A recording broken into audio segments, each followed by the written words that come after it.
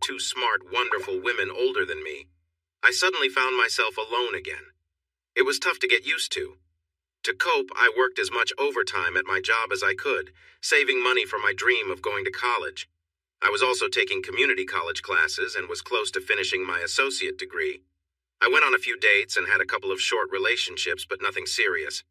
I often found myself with a partner thanks to my teachers. I realized it was not just the experiences that helped me, but the big boost in self-confidence they gave me that made a difference. Around this time, my friends started calling me Looney, or more specifically, Looney Tunes. I began hanging out with some coworkers who also loved riding bikes. They were a bit older than me, but welcomed me into their group. The company had a large lot by a nearby lake where they held their annual picnic and other smaller events. The area had picnic tables scattered about, a building with more tables and a fireplace, and separate restrooms for men and women.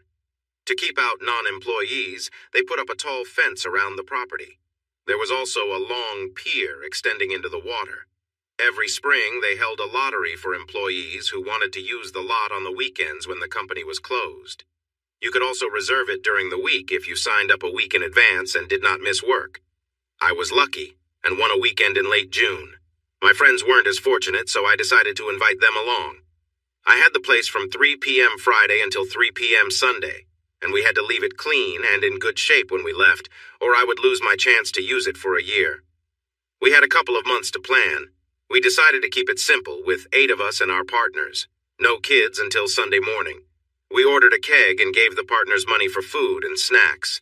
4 couples were in charge of cooking and cleaning on Friday, and the other 4 on Saturday. Everyone helped out on Sunday. The guys rode their bikes while the partners drove to carry the tents and other gear.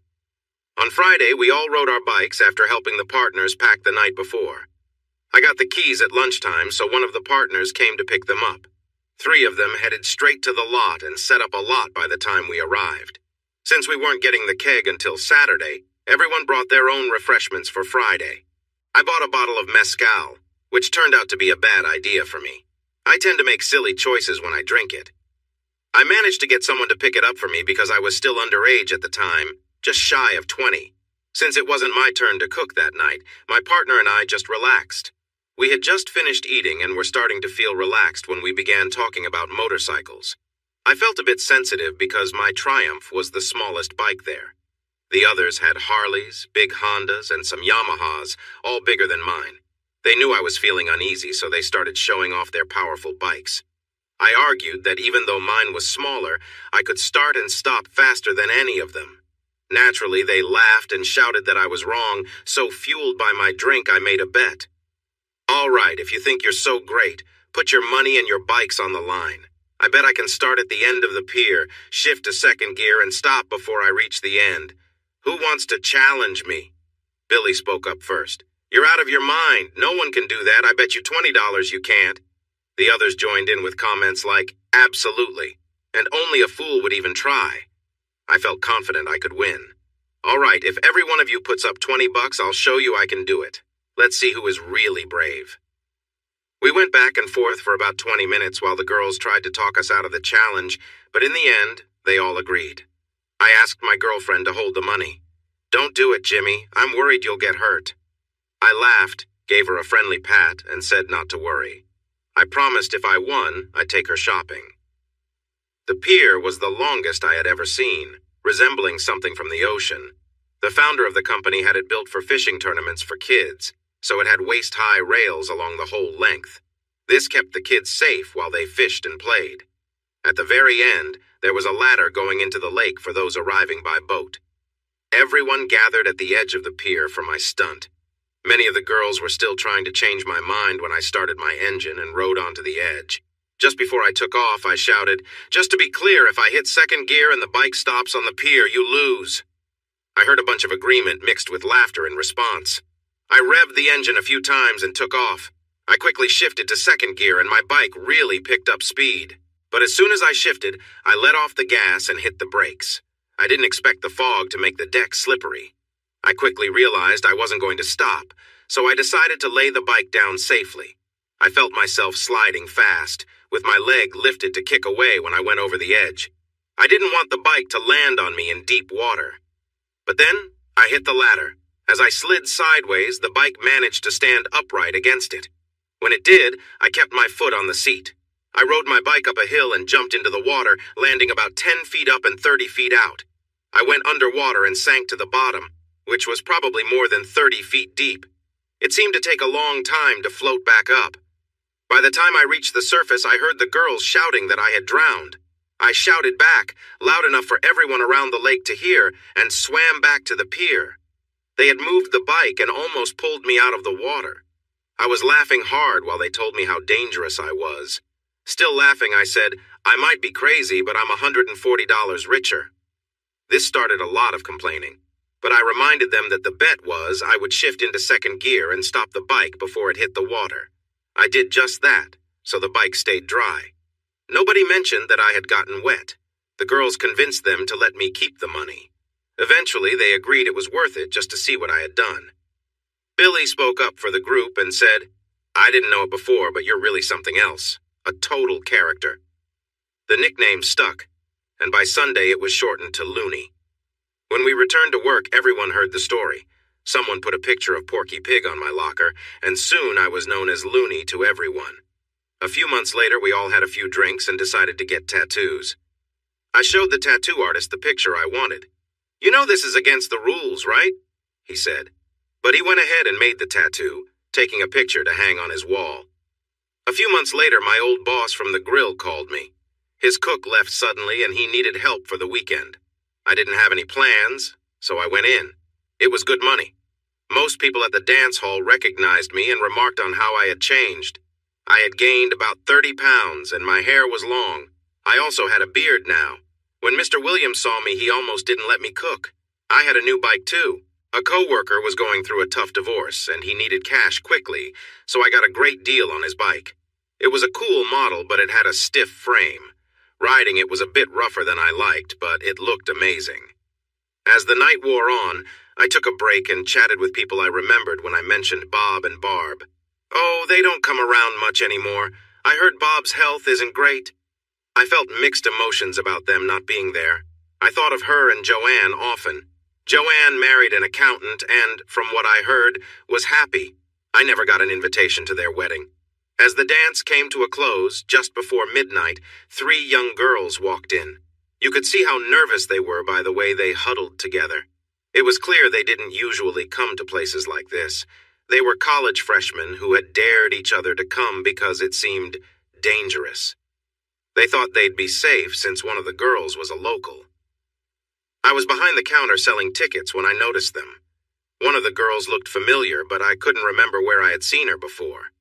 They were deeply engaged in a conversation, and I overheard one mention that I must be the owner of the bike parked outside. I took no chances with my bike. I had parked it near the delivery entrance on the side of the building, under a light where I could keep an eye on it from the kitchen. I had to knock on the glass to keep a few curious people from getting too close. Suddenly I heard a commotion in the dance hall, and Mrs. Williams came out. Jimmy, come quick. There's trouble inside, and I don't think Willie can handle it. Willie was the security guard, a part-time sheriff who was in his 60s. I quickly tossed aside my apron and rushed into the hall. 3 guys were arguing about who would take a young lady home. She didn't want to go with any of them and slipped away towards her car as the fight started. They were all quite drunk and kept hitting each other, occasionally bumping into Willie. One of my housemates was a part-time karate teacher, and he had encouraged me to take a self-defense course. Every few weeks he would show me a new move, reminding me to use it only when necessary. I grabbed the smallest guy and pushed him against the wall. He slid down as another guy hit me. It didn't hurt much, but it frustrated me. When he took another swing, I stepped to the side, caught his arm, and sent him down onto the floor. He skidded several feet. In a surprising turn, the smaller guy charged at me. I saw him coming and dodged to the side again.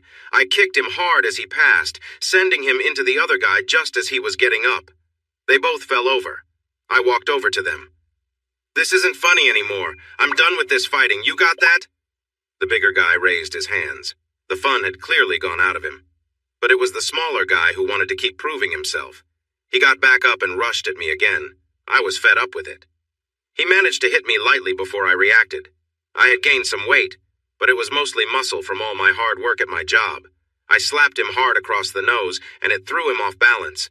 Then I quickly pushed my hand just below his chest, making him gasp for air.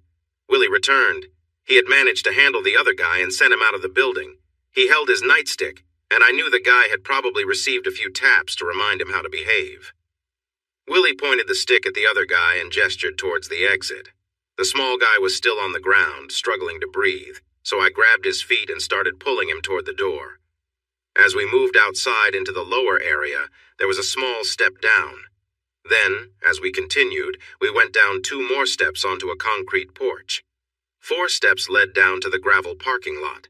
I dragged him all the way to the lot, and I'm sure being pulled across the gravel wasn't a pleasant experience. Naturally, everyone from the dance hall followed us outside. While dragging him through the area, I suddenly realized why one of the college girls looked so familiar. I glanced over and smiled. "Hi, Cece, it's nice to see you." The expression on her face was unforgettable. I went back inside and Cece approached me. I thought she was going to hug me when one of the other girls held her back. "Let him clean up, Cecilia. You don't want to get any marks on your dress." I rubbed my cheek. One of the guys I had faced must have had a ring, as I had a noticeable scratch. "Ladies, excuse me for a moment." I went to the bathroom to clean my face. Luckily, I was wearing a black t-shirt, so the marks didn't show on my clothes. I took down my ponytail, combed my hair and beard. I wasn't perfect, but I looked presentable. The grill had closed, and Mrs. Williams and the busboy were tidying up the kitchen. She urged me to leave. "We'll finish up here. I think your friends are waiting for you outside. Thanks for helping Willie. You've always been kind, but I just saw a different side of you. Maybe we should hire you to assist Willie." Cecilia and her friends were sitting in a booth and waved for me to join them. The small brunette began the introductions. "Hi, I'm Beth. This is June, and I'm sure you remember your old classmate." Old classmate? We had never dated. I was from a working-class family, and her father was wealthy, part of the social elite. We had never mixed much. She was 2 grades behind me in school, but we had lockers next to each other. She was very shy. I spoke to her between classes, and we formed a casual friendship. At nearly 6 feet tall and very slender, she faced a lot of teasing, even though her dad was rich. Once, I walked her to her class to protect her from a mean guy. I asked him politely to leave her alone, and I guess he got the message, as no one bothered her again. Not fully understanding the situation, I decided to go along with it. "Hey there, you really look nice tonight." And she did look nice. The skinny girl I knew in high school was gone. She had grown up and filled out nicely. I leaned in to give her a kiss on the cheek, but she surprised me by turning her head for a kiss on the lips. I noticed a hint of something strong on her breath. "Hi there. I've really missed you," she said. The other 2 girls laughed out loud. Cece patted the seat next to her and I sat down. She held my hand tightly like it was very important to her. June started asking questions. "What's with the Cece? We've never heard her called that. Is she as good a kisser now as she was in high school?" It was my first kiss from her, but her grip on my hand was strong. I can definitely say that was the best kiss I've gotten from her. I guess she's had some practice since I last saw her, and Cece was my nickname for her. I felt her relax her grip, so I must have said the right thing. Beth burst out giggling again. "You're joking, right? The Virgin Queen? We've never seen her with anyone until now. She never mentioned she was with a tough biker before." I didn't look like this in high school, but I have to say, once you get her going, she is really amazing. I remember once when Oops, maybe I better not share that story. We should keep the Virgin Queen image intact. The other girls laughed and asked for more fun stories. Cecilia looked like she wanted to hug me and also scold me at the same time. I told them I wouldn't share secrets. If they wanted stories about her, they should ask her. After a little while, I excused myself to check on Mrs. Williams and ensure everything was closed up for the night. When I returned, the girls were gone. I asked the busboy where they went, and he told me they had left. I shrugged. Maybe it was just a silly fantasy. What I didn't expect was to see Cece leaning against my bike. "Where are your friends?" I asked. She looked down at the ground. "I told them I was going home with you, so they left." That was surprising. "Are you?" "Am I what?" "Going home with me." She looked a bit unsure. "No, I wanted you to take me home. I was tired of being the good girl in our group." Tonight will definitely lead to some interesting talks in the dorms when I get back to school. Thanks for helping me out.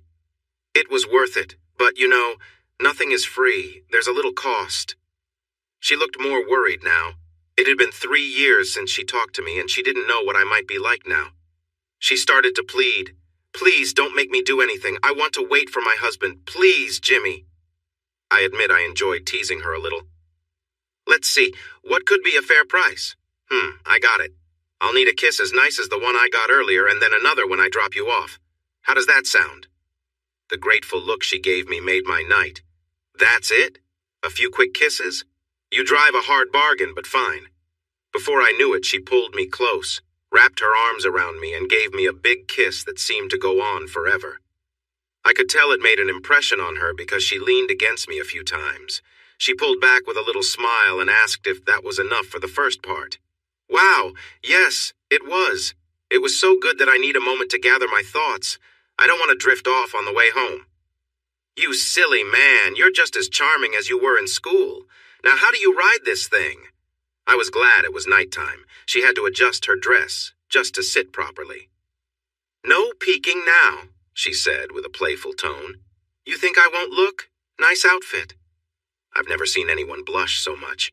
It was a nice outfit, though pretty revealing. I have to wear this with this dress so it looks right. Please don't stare. No way I was going to miss that. You could always go without. Now she was just about glowing. Stop teasing me, please. I decided to ease up. Okay, here's how to ride a bike. Stay still.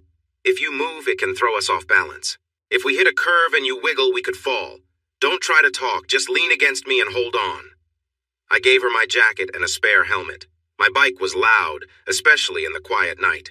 I started slowly to ease her fears. She was tense at first, but I felt her relax after a bit. The only awkward moment came when a car full of kids pulled up beside us, laughing and shouting. Her dress flared up as we rode. If someone was behind us, they got a clear view. I could sense her embarrassment against my back. I accelerated a little to get away from them. Her dad had a farm, but he didn't work it because of his businesses. He just liked living there. As soon as I turned off the bike, the porch light flicked on. She jumped off the bike and started adjusting her dress.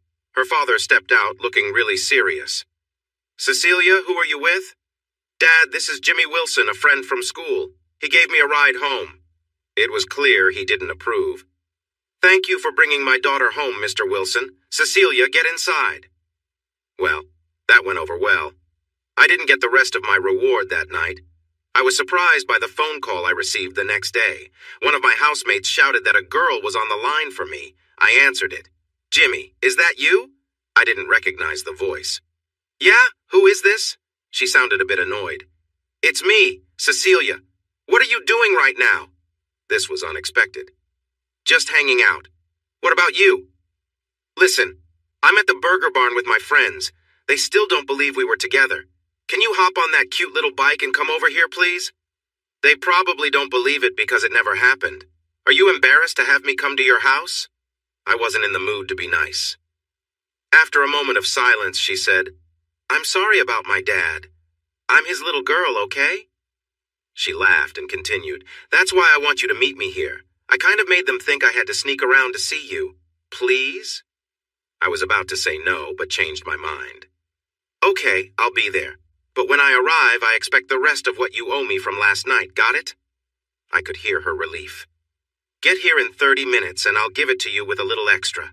Hurry. I didn't break too many traffic rules, but made it there in 25 minutes. They were outside with milkshakes. She jumped up and grabbed me as soon as I took off my helmet. She must have hugged me for a long time before letting go and pulling me over to her friends. They want a ride. Will you take them? Like I was going to say no. But first, we had a little chat. Only 20 minutes. No funny business. He's not just anyone. Do you understand, Beth? They both nodded. She then turned to me. And you. I know how quick you are with your hands. Behave yourself or there will be consequences. Now go have fun. She was really getting into this pretend girlfriend role. June seemed okay, but was quite nervous. Beth really got into it. She tried to move in closer to me a couple of times, but I stopped her. We stopped for gas, and I gently scolded her. She laughed. Oh, come on! There's no way the professional nice girl could be with you. This is just a joke. I felt annoyed and gave her a hurt look. She might surprise you, and she's great to be with. She has to sneak around because her dad doesn't like me. You're supposed to be her friend, so give her a break. She looked surprised I was standing up for Beth. Sorry if I was rude. I just can't picture you two together. I guess I need to change my mind about her. We were a bit late getting back, and Cecilia looked mad. But she calmed down when Beth hugged her and told her how lucky she was. The smile she gave me was bright. Come on, let's go. Say goodbye. They're heading back to school later today. I don't have classes until tomorrow afternoon, so I'm going back in the morning. We all hugged and waved as they drove away. I looked over at her. What now? Now you take me for a nice long ride on your bike. I don't need to be home until 8. What about your dad? She looked a little guilty. He and Mom are visiting my grandparents. They won't be back until 10. I didn't ask more questions. Where do you want to go? When she said surprise me, I decided to take her somewhere special. I drove on some winding roads. She felt tense for the first 15 minutes, but then she snuggled closer and relaxed. After about 40 minutes, I pulled into a small bar I knew. I saw most of my friends' bikes outside. She seemed nervous. Where are we? Relax, it's just a place I like to hang out. We can have a drink, play some pool, and I'll introduce you to my friends. It'll be fun. What's wrong? Never been to a bar before? Her expression said it all, and I couldn't help but laugh. I thought you were all about college life. Don't college kids hang out in bars and have fun all weekend? She lowered her head. I took her hand gently. Come on, nothing will happen to you. If you don't feel comfortable in a few minutes, we can leave, okay? She nodded but kept holding my hand. We went inside, and of course, my friends noticed right away. Hey, Looney, who's this? Is she okay? That's the only reason I can think of for her to be with you. I shot back quickly. Come on, guys. She obviously knows good people when she sees them. It's not about looks. She appreciates my charm. She probably blushed a bright shade. Thankfully, Marcy, Billy's wife, stepped in. Hey, stop it. You're making her feel bad. Just because she has a unique taste in friends doesn't mean you can tease her. Come on, sweetheart, sit with us. Marcy took her to the table with the other women. I noticed she started to relax a bit. She even looked over at me and smiled a few times.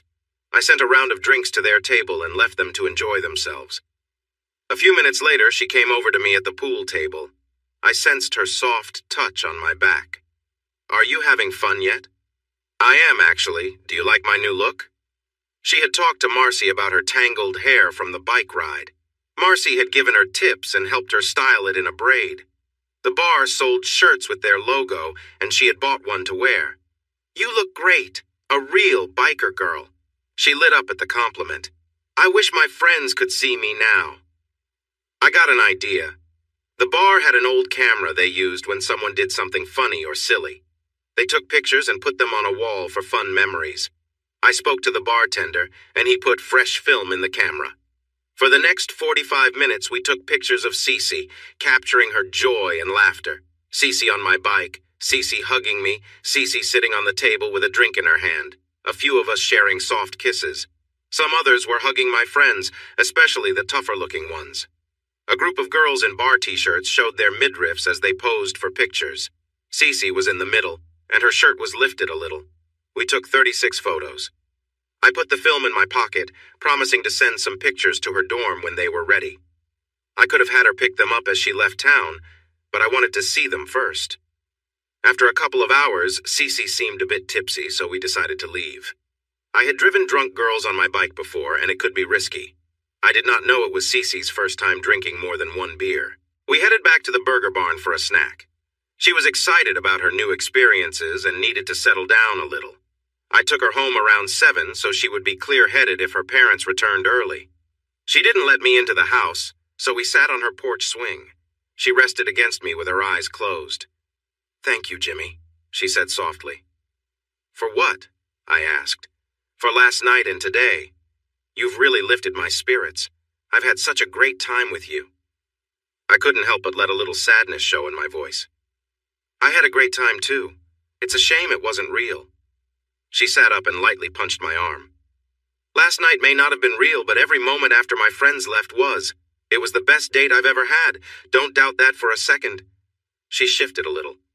I owe you some kisses for today, and I always repay my debts. We shared some sweet kisses. I was caught up in the moment being close to her. She pulled back for a moment, but then leaned in again, smiling. I took that as a good sign and continued to kiss her. She giggled softly as we enjoyed the moment.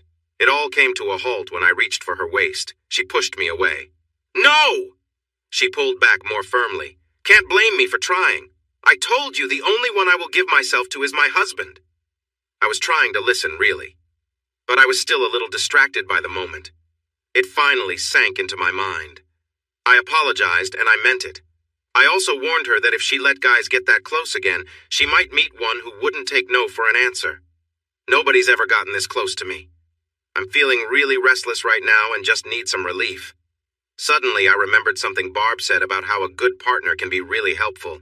Cece, I can assist you with that, and you can still keep your innocence. What are you talking about? If you get me out of my jeans, I know what will happen. I would keep my clothes on. It would be gentler. You would feel better and still remain untouched. She seemed surprised, and I was teasing her a bit.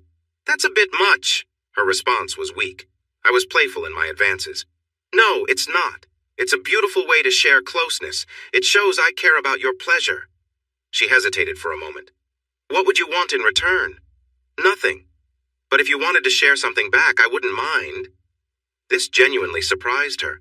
I'm not sure I could do that. You don't have to, okay? I had gently undone her jeans, brushing just above her waistband. After a moment, she stood up, took off her jeans and undergarments, and kicked away her shoes. What happens next? I grabbed a pillow from the big wicker swing we were sitting on and placed it on the floor.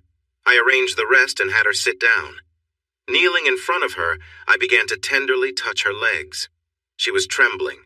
Whether from fear or excitement, I wasn't sure.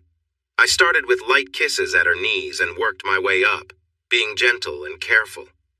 I noticed her breathing quicken as I got closer. When I reached her legs, I kept it gentle and made sure she felt comfortable.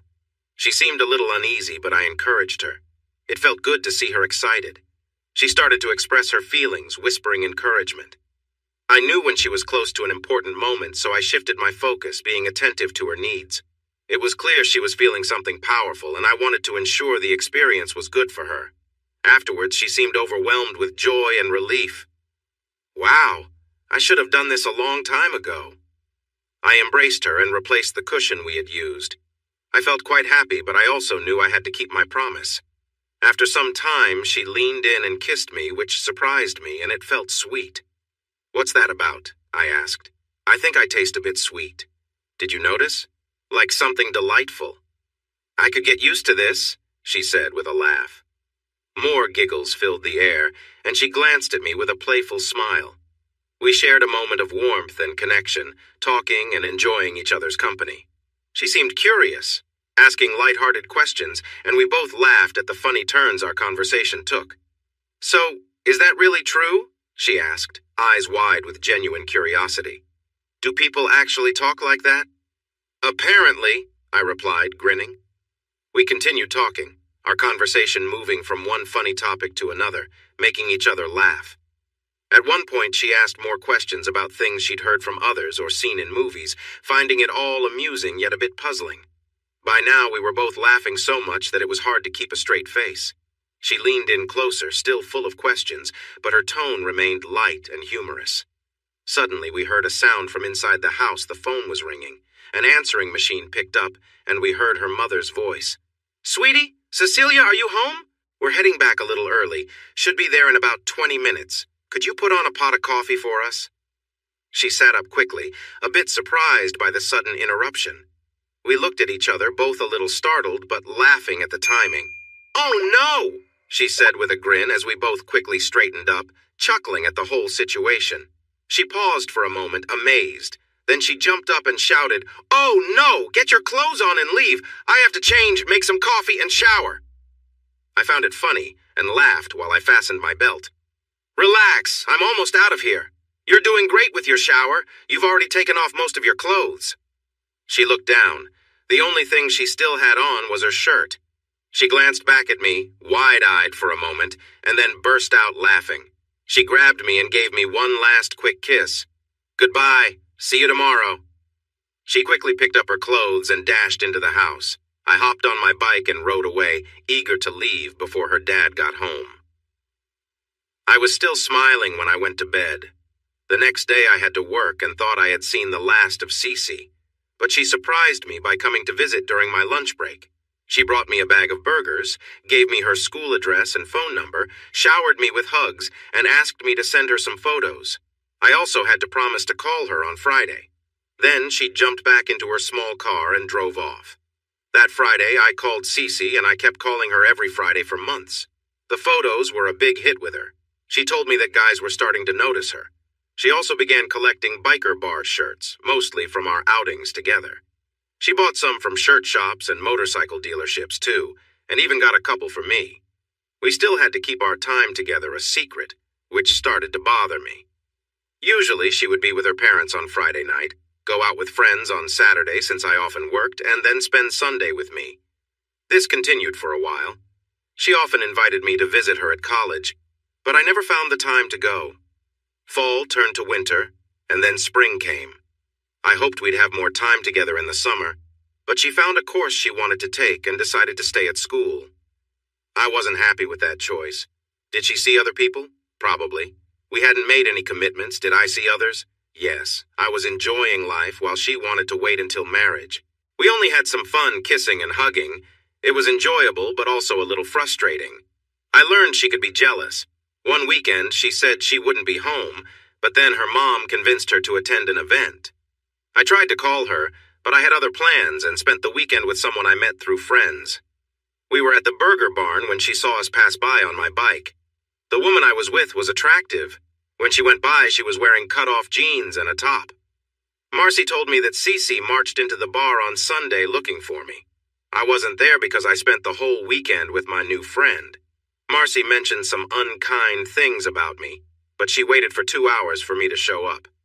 I felt bad for missing her, but she said she wouldn't be free. I took her word for it. When I heard she talked badly about me at the bar, I decided not to call her the next Friday.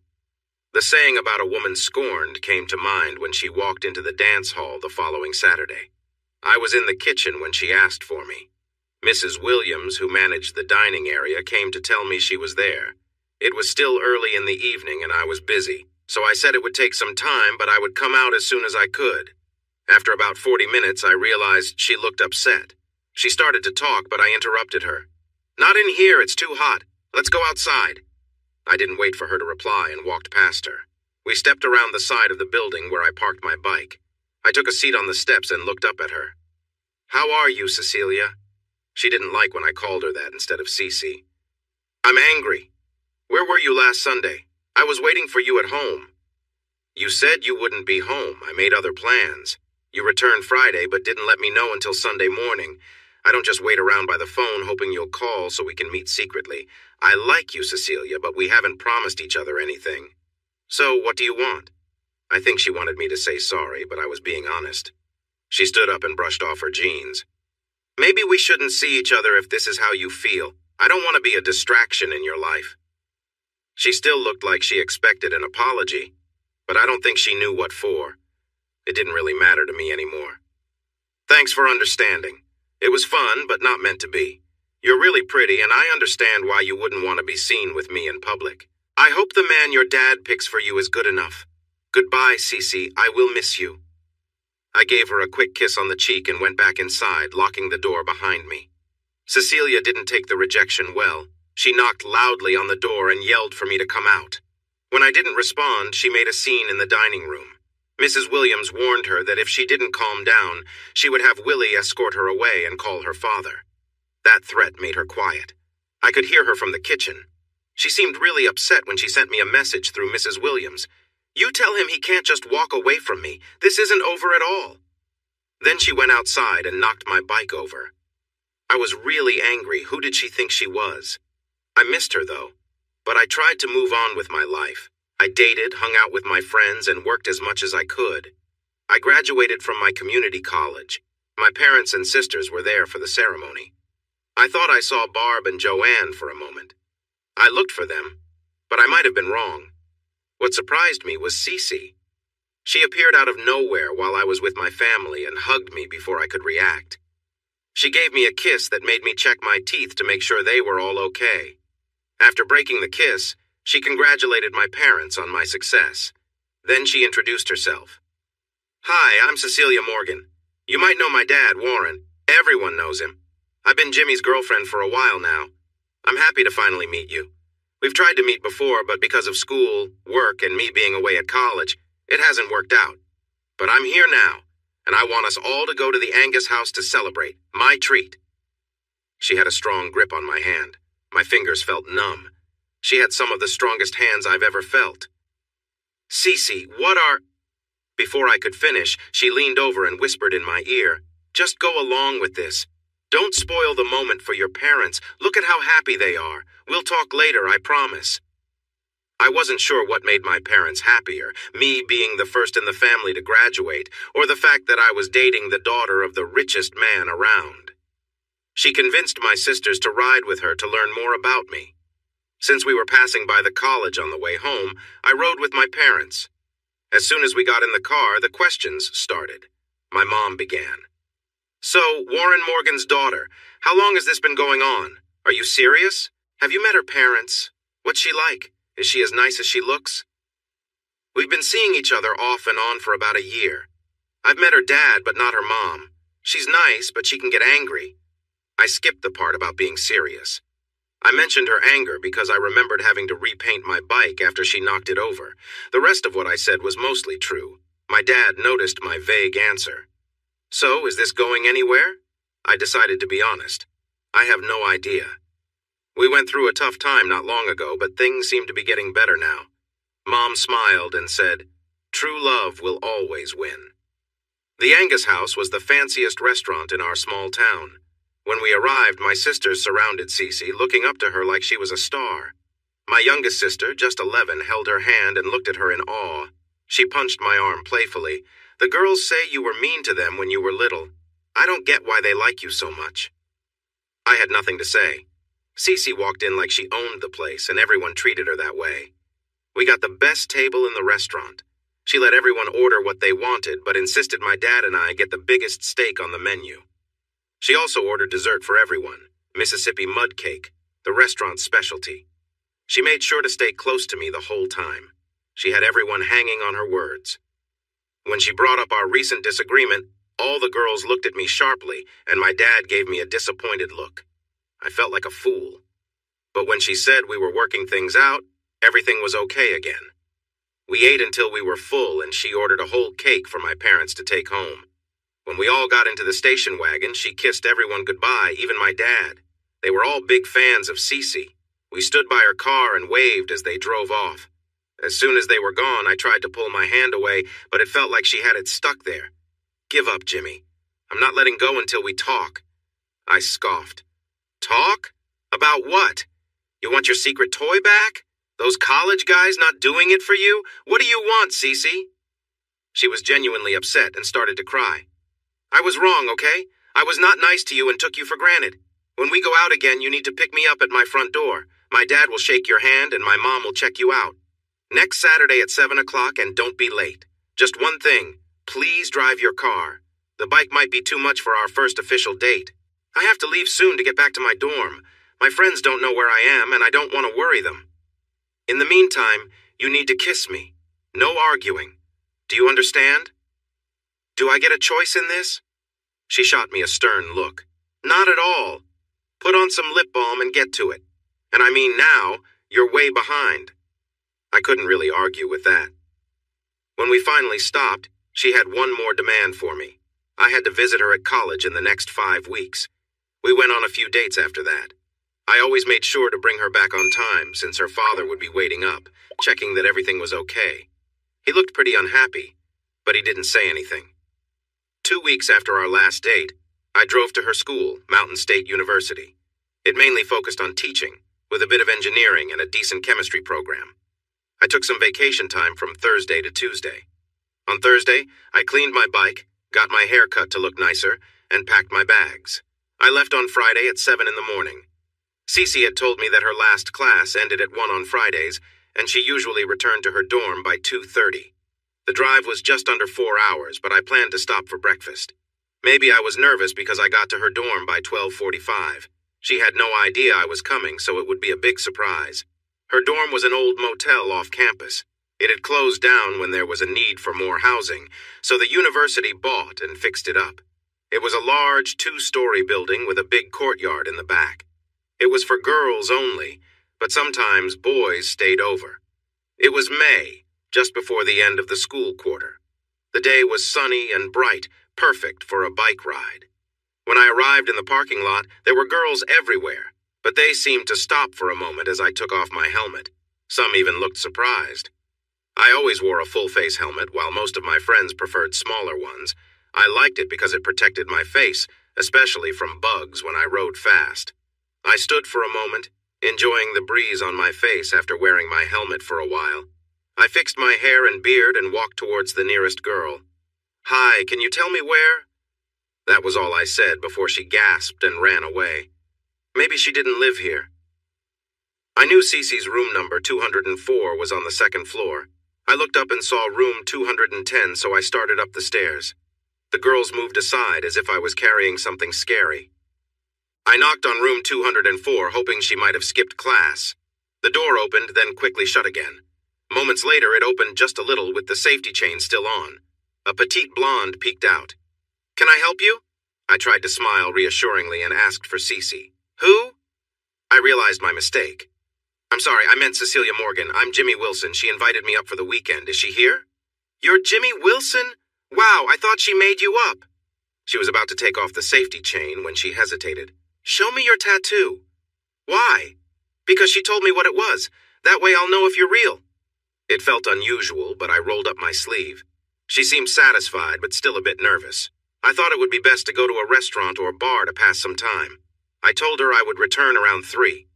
"Wait, you caught me at a bad moment. I thought you were one of the girls. We usually wear comfy clothes at home. Go down to the courtyard. I'll be there in a moment." I assured her she didn't need to change just because I was around. She blushed and shut the door in a hurry. They gave me my own table and sat as far away from me as they could. A few minutes later, she joined me. I reached out my hand.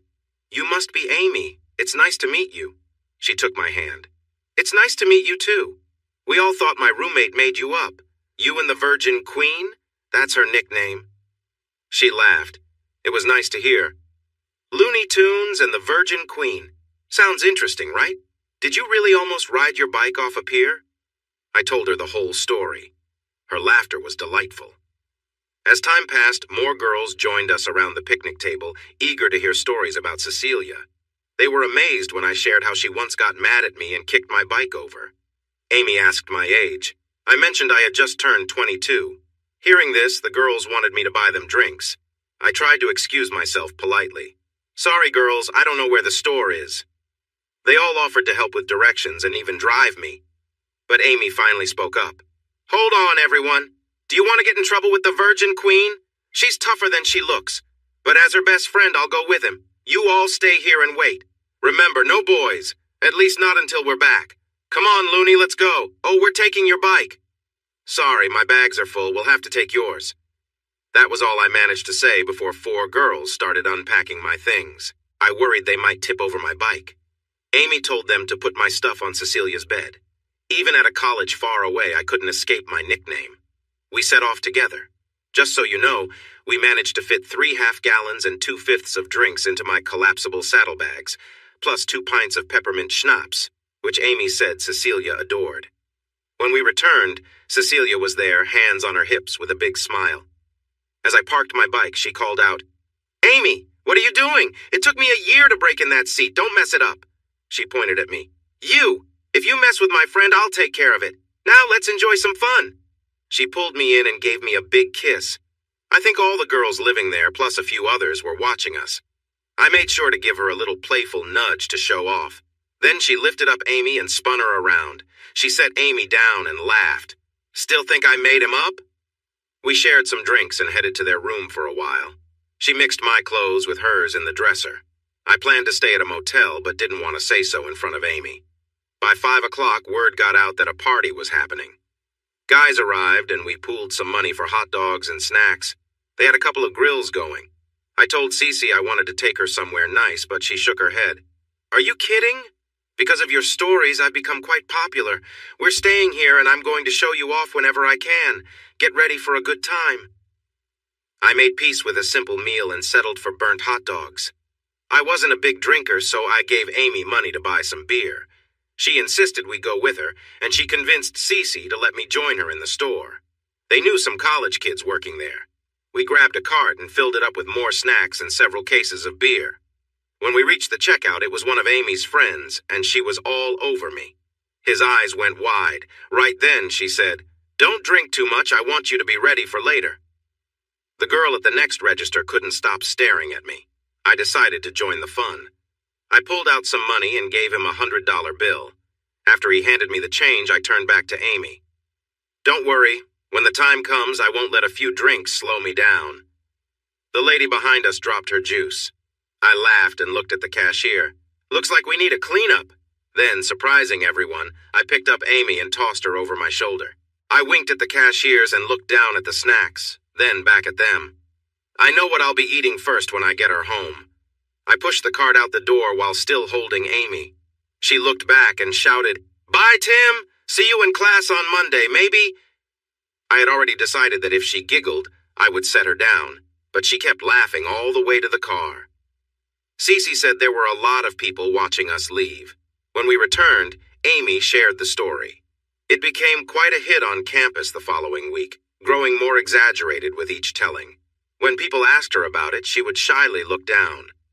I really don't like to talk about it. I'm not quite sure how to explain my tattoo to my parents, but it's in a spot that shouldn't get noticed easily. I can only say that I wasn't completely sober when I got it. The party was one for the books. More and more people kept arriving, and at one point, there were at least 150 people.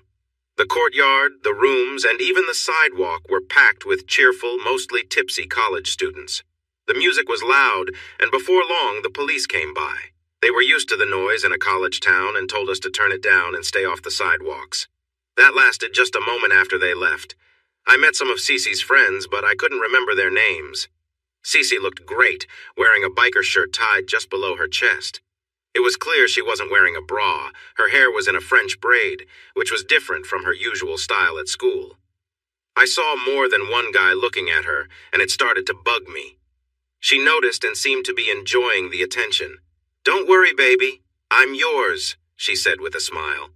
"And trust me, if you went up to most of them, they'd probably back off."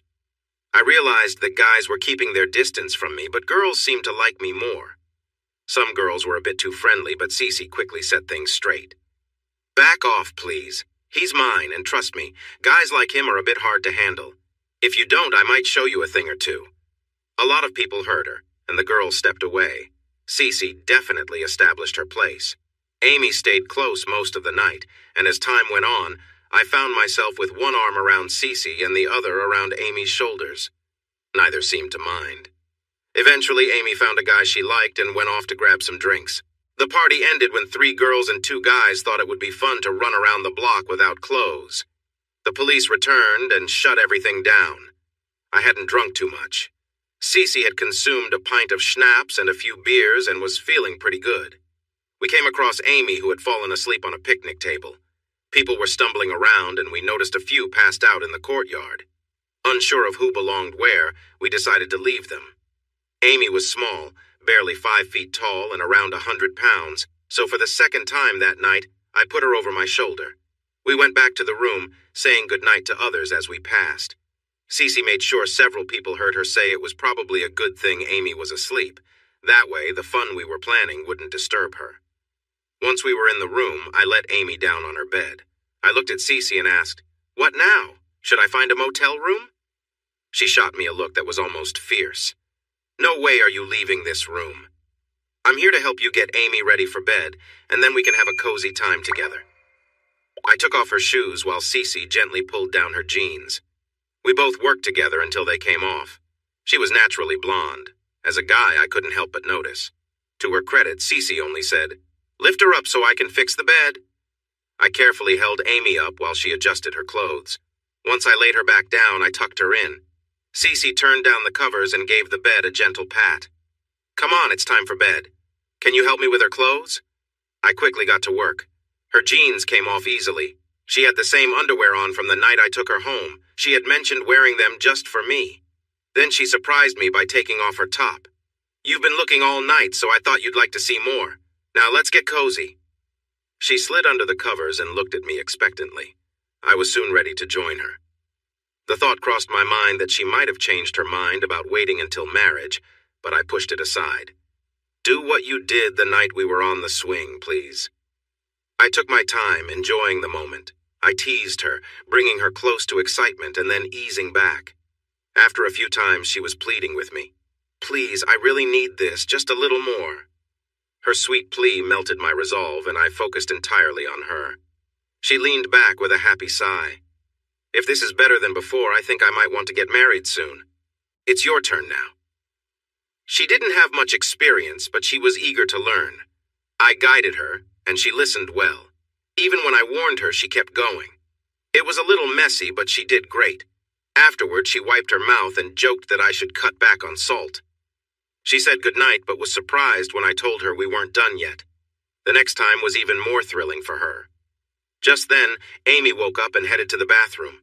She later mentioned that seeing me and Cece in a funny position was one of the most surprising sights she'd ever seen. Then she rushed to the bathroom and got sick. We didn't realize anything was wrong until Cece heard her. "Oh, poor girl," she said, getting up to help. She called me to join her. I went in quickly, too. Amy didn't make it to the sink. The bathroom was a mess, so we worked quickly to help her. We carefully got her cleaned up in the shower. After drying her off, Cece made her take some medicine and drink water. We tucked her back into bed just in case she needed to rest again. When we laid her down, Cece commented, "She really is lovely, isn't she?" And she was. Small and delicate, with a beauty that stood out. She had been a swimmer in high school and still had a nice figure.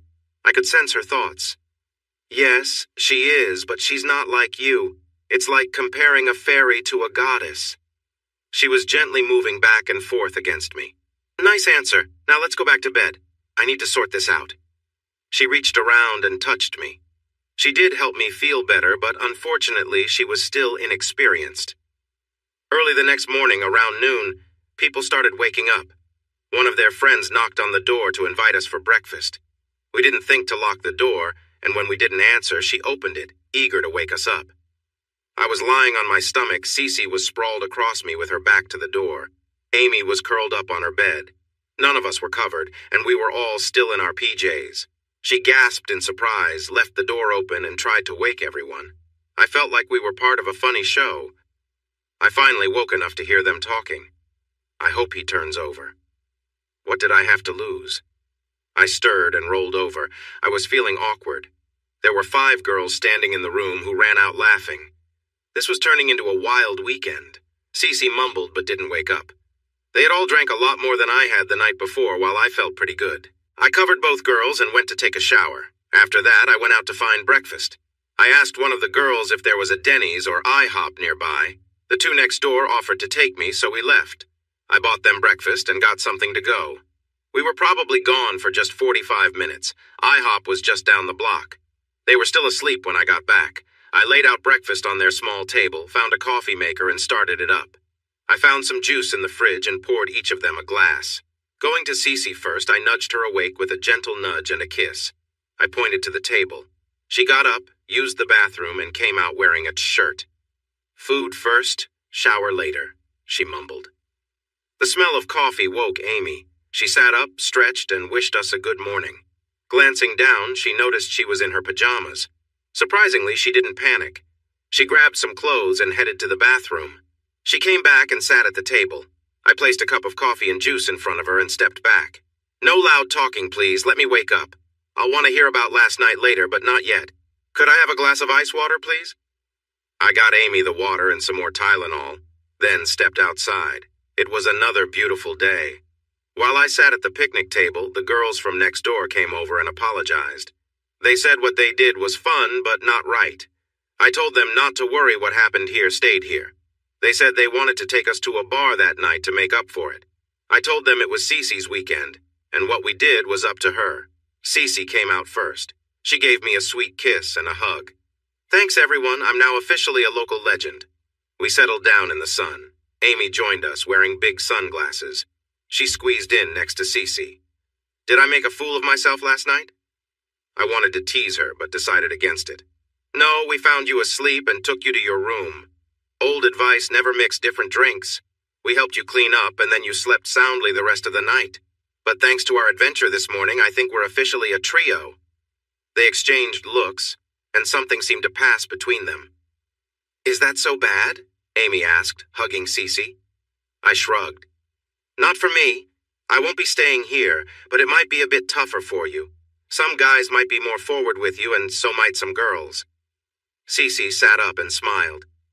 If they do, I'll tell them to leave our friend alone.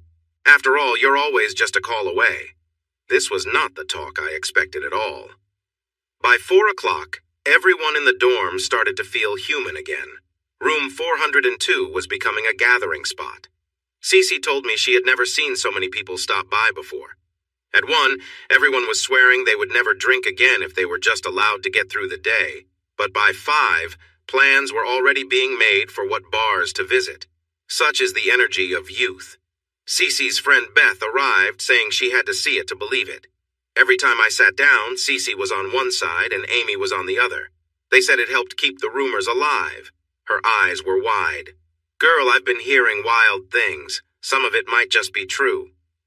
Cece didn't confirm or deny anything. I didn't help when I joked about wishing she could join us, but I didn't have a free hand at the moment.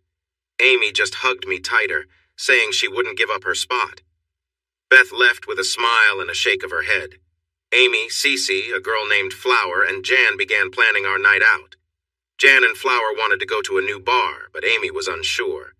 Cece, as the tiebreaker, said she hadn't felt scared in any bar as long as I was with her. That should have raised a flag for me. Before we did anything, I wanted a good meal.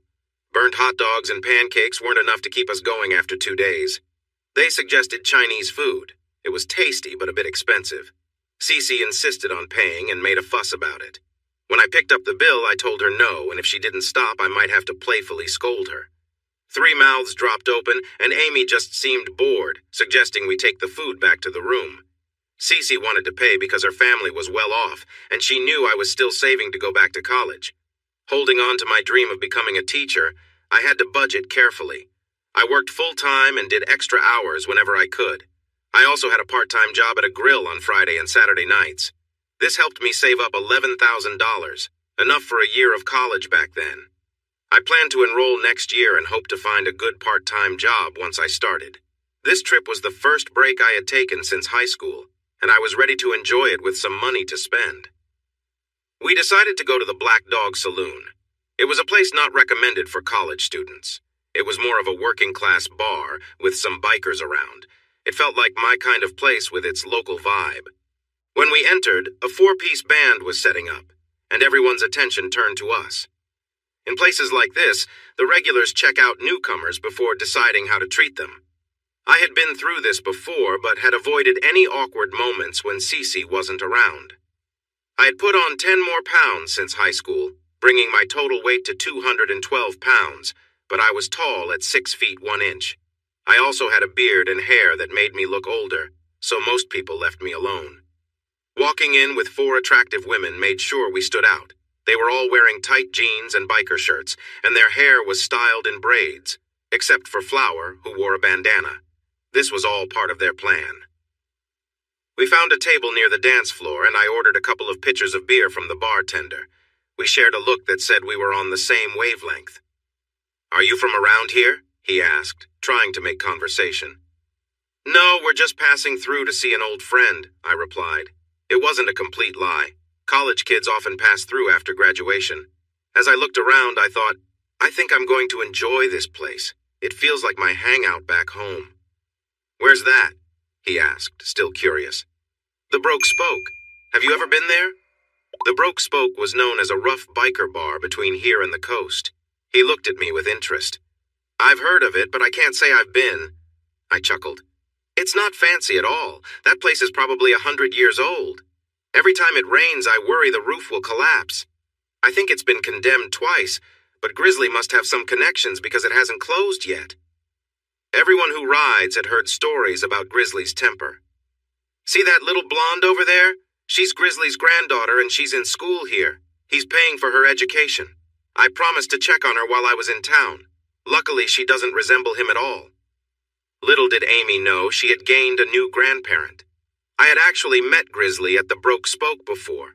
He had long gray hair and a long beard. His broken nose had never been fixed, and he had a deep scar under his right eye. One side of his left ear was missing. I told him I needed to get back to the girls, leaving him with some things to think about. I noticed him watching and talking to some guys about us. We were likely quite a topic of interest.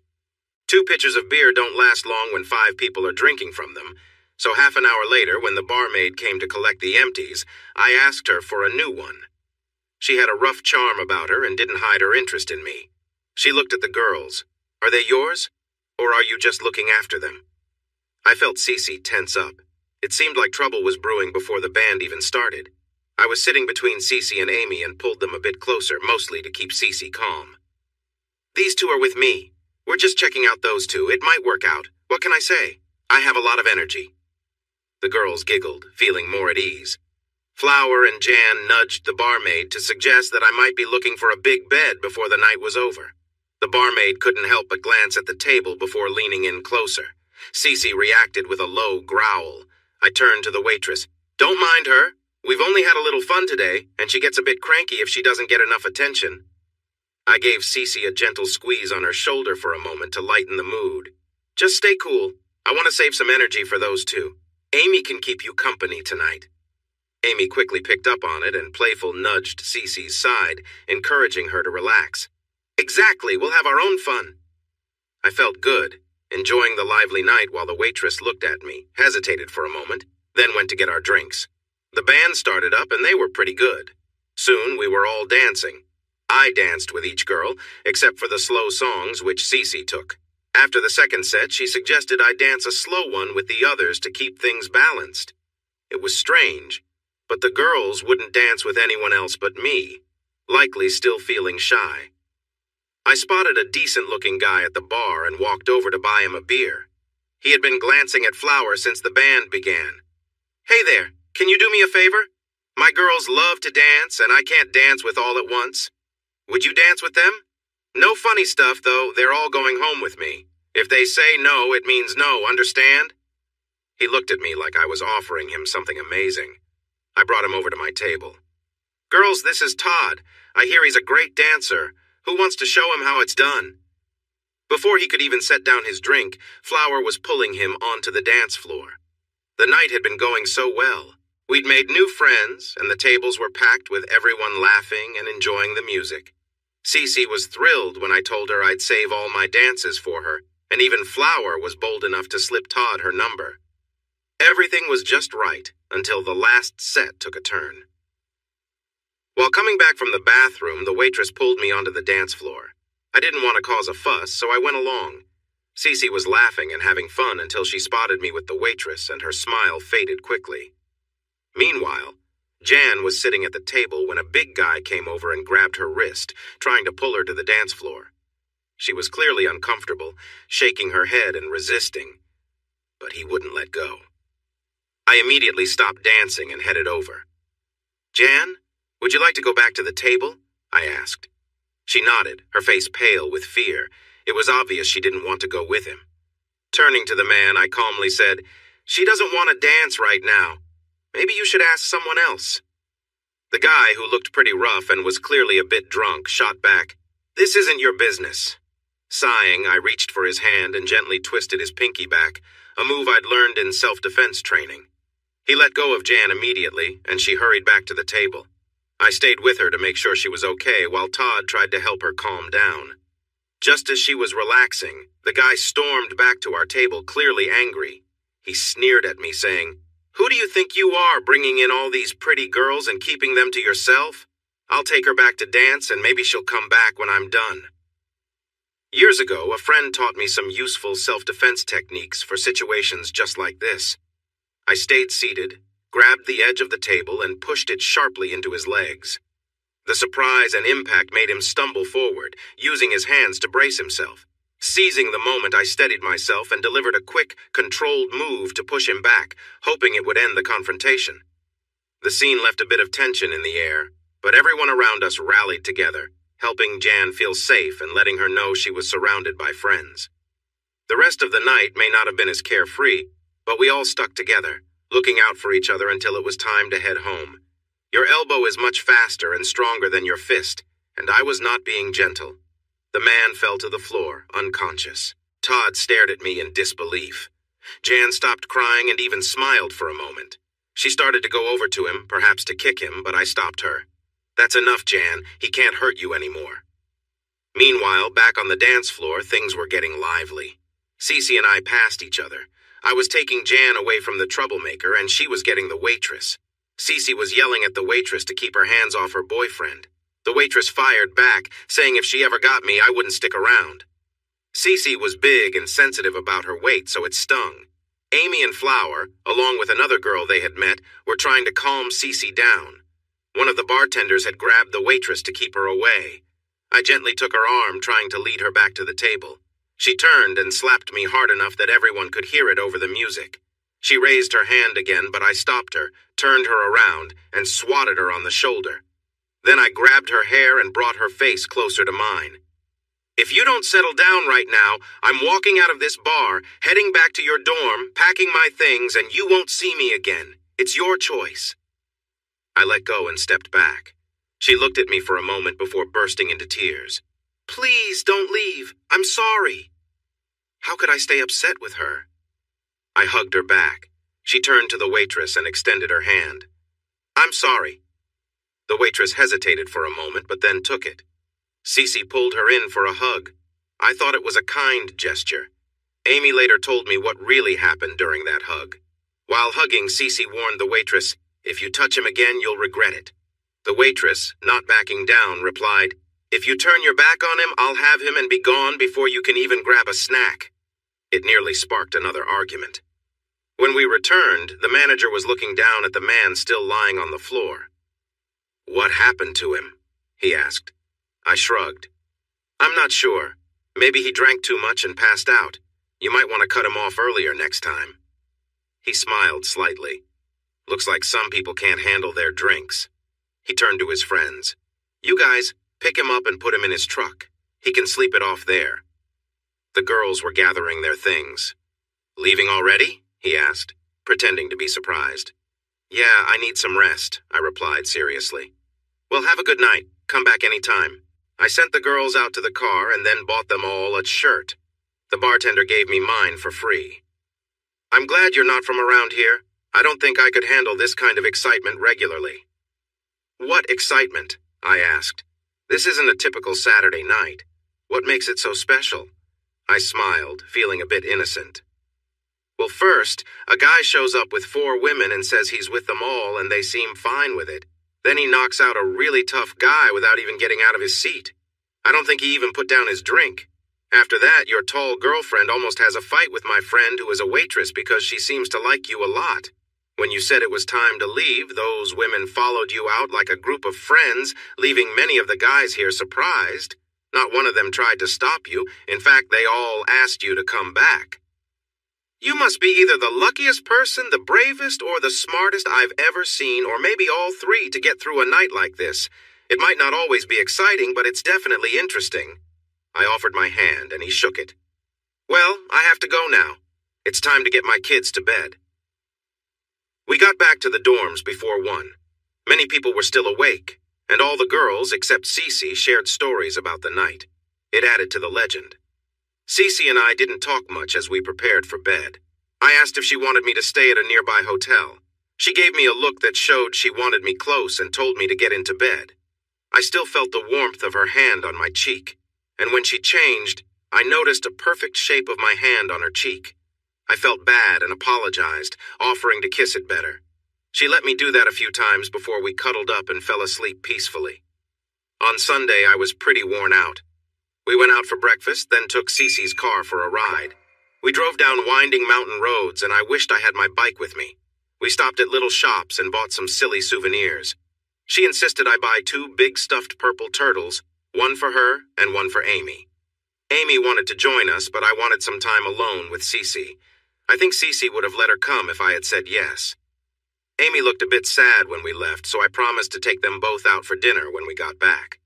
Suddenly, Cece asked, "Do you like Amy?" "Oh, she's really sweet." "Be honest, do you like her?" My stomach felt tight. I sensed something was up. "I like her a lot for someone I've known less than 2 days. Why do you ask?" She stretched, catching my attention. "Oh, no reason. Just curious." As I learned over time, that often means something's on their mind, but right then, I didn't think anything of it. The day was calm and peaceful. We had lunch at a burger place, feeding each other fries. We bought a bottle of wine and drank it at a viewpoint on a blanket. We shared kisses, cuddles, and made happy promises. We returned home feeling joyful and smiling, but there's always a shadow in the distance. When we returned to the dorm, Amy was in the courtyard in tears. Cece rushed over to see what was wrong. A guy Amy was seeing had learned about our weekend and confronted her about it. They weren't serious, but he felt differently. He told her she had embarrassed him and that he would make her regret it. He didn't hurt her, but he grabbed her and shook her, making her fear for her safety. I looked around but didn't see any men nearby. "Where is he now?" I tried to keep my voice steady. I think she finally noticed me. "You need to go. Some guys scared him off, but he said he would come back with friends to teach you a lesson. Please, just go." With my passion for study, I planned to stay. I noticed a few other people watching, so while Cece comforted Amy, I went to talk to them. One of the boyfriends, Jack, confirmed what had happened. The guy was an athlete on the football team. They had a terrible season and hadn't won a single game, so he was really upset. Nobody liked him, but his size made people hesitant to confront him. Amber, who lived 2 doors down from Cece and Amy, said they had called for more guys to back me up if needed. I appreciated that, but told them to stay clear. I wasn't sure how much time I had, so I went to my room to grab my jacket and gloves. I got the jacket from a motorcycle shop. It was a thick leather with extra padding in the back for safety. The gloves were light and flexible, meant to protect my hands if I had to defend myself. This was as ready as I could be, so I sat down and waited. It didn't take long for him to return. He only had 3 friends with him, but they were large and intimidating. By this time, we had gathered a decent crowd.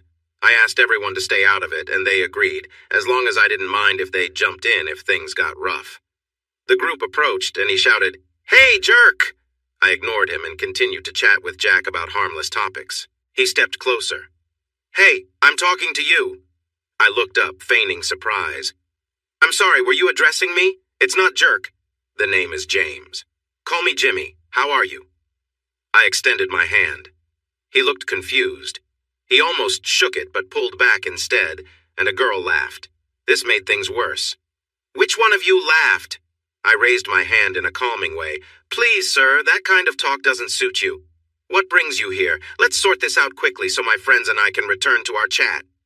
Smirks began to appear on faces around us. He was quickly losing control of the situation. He smirked.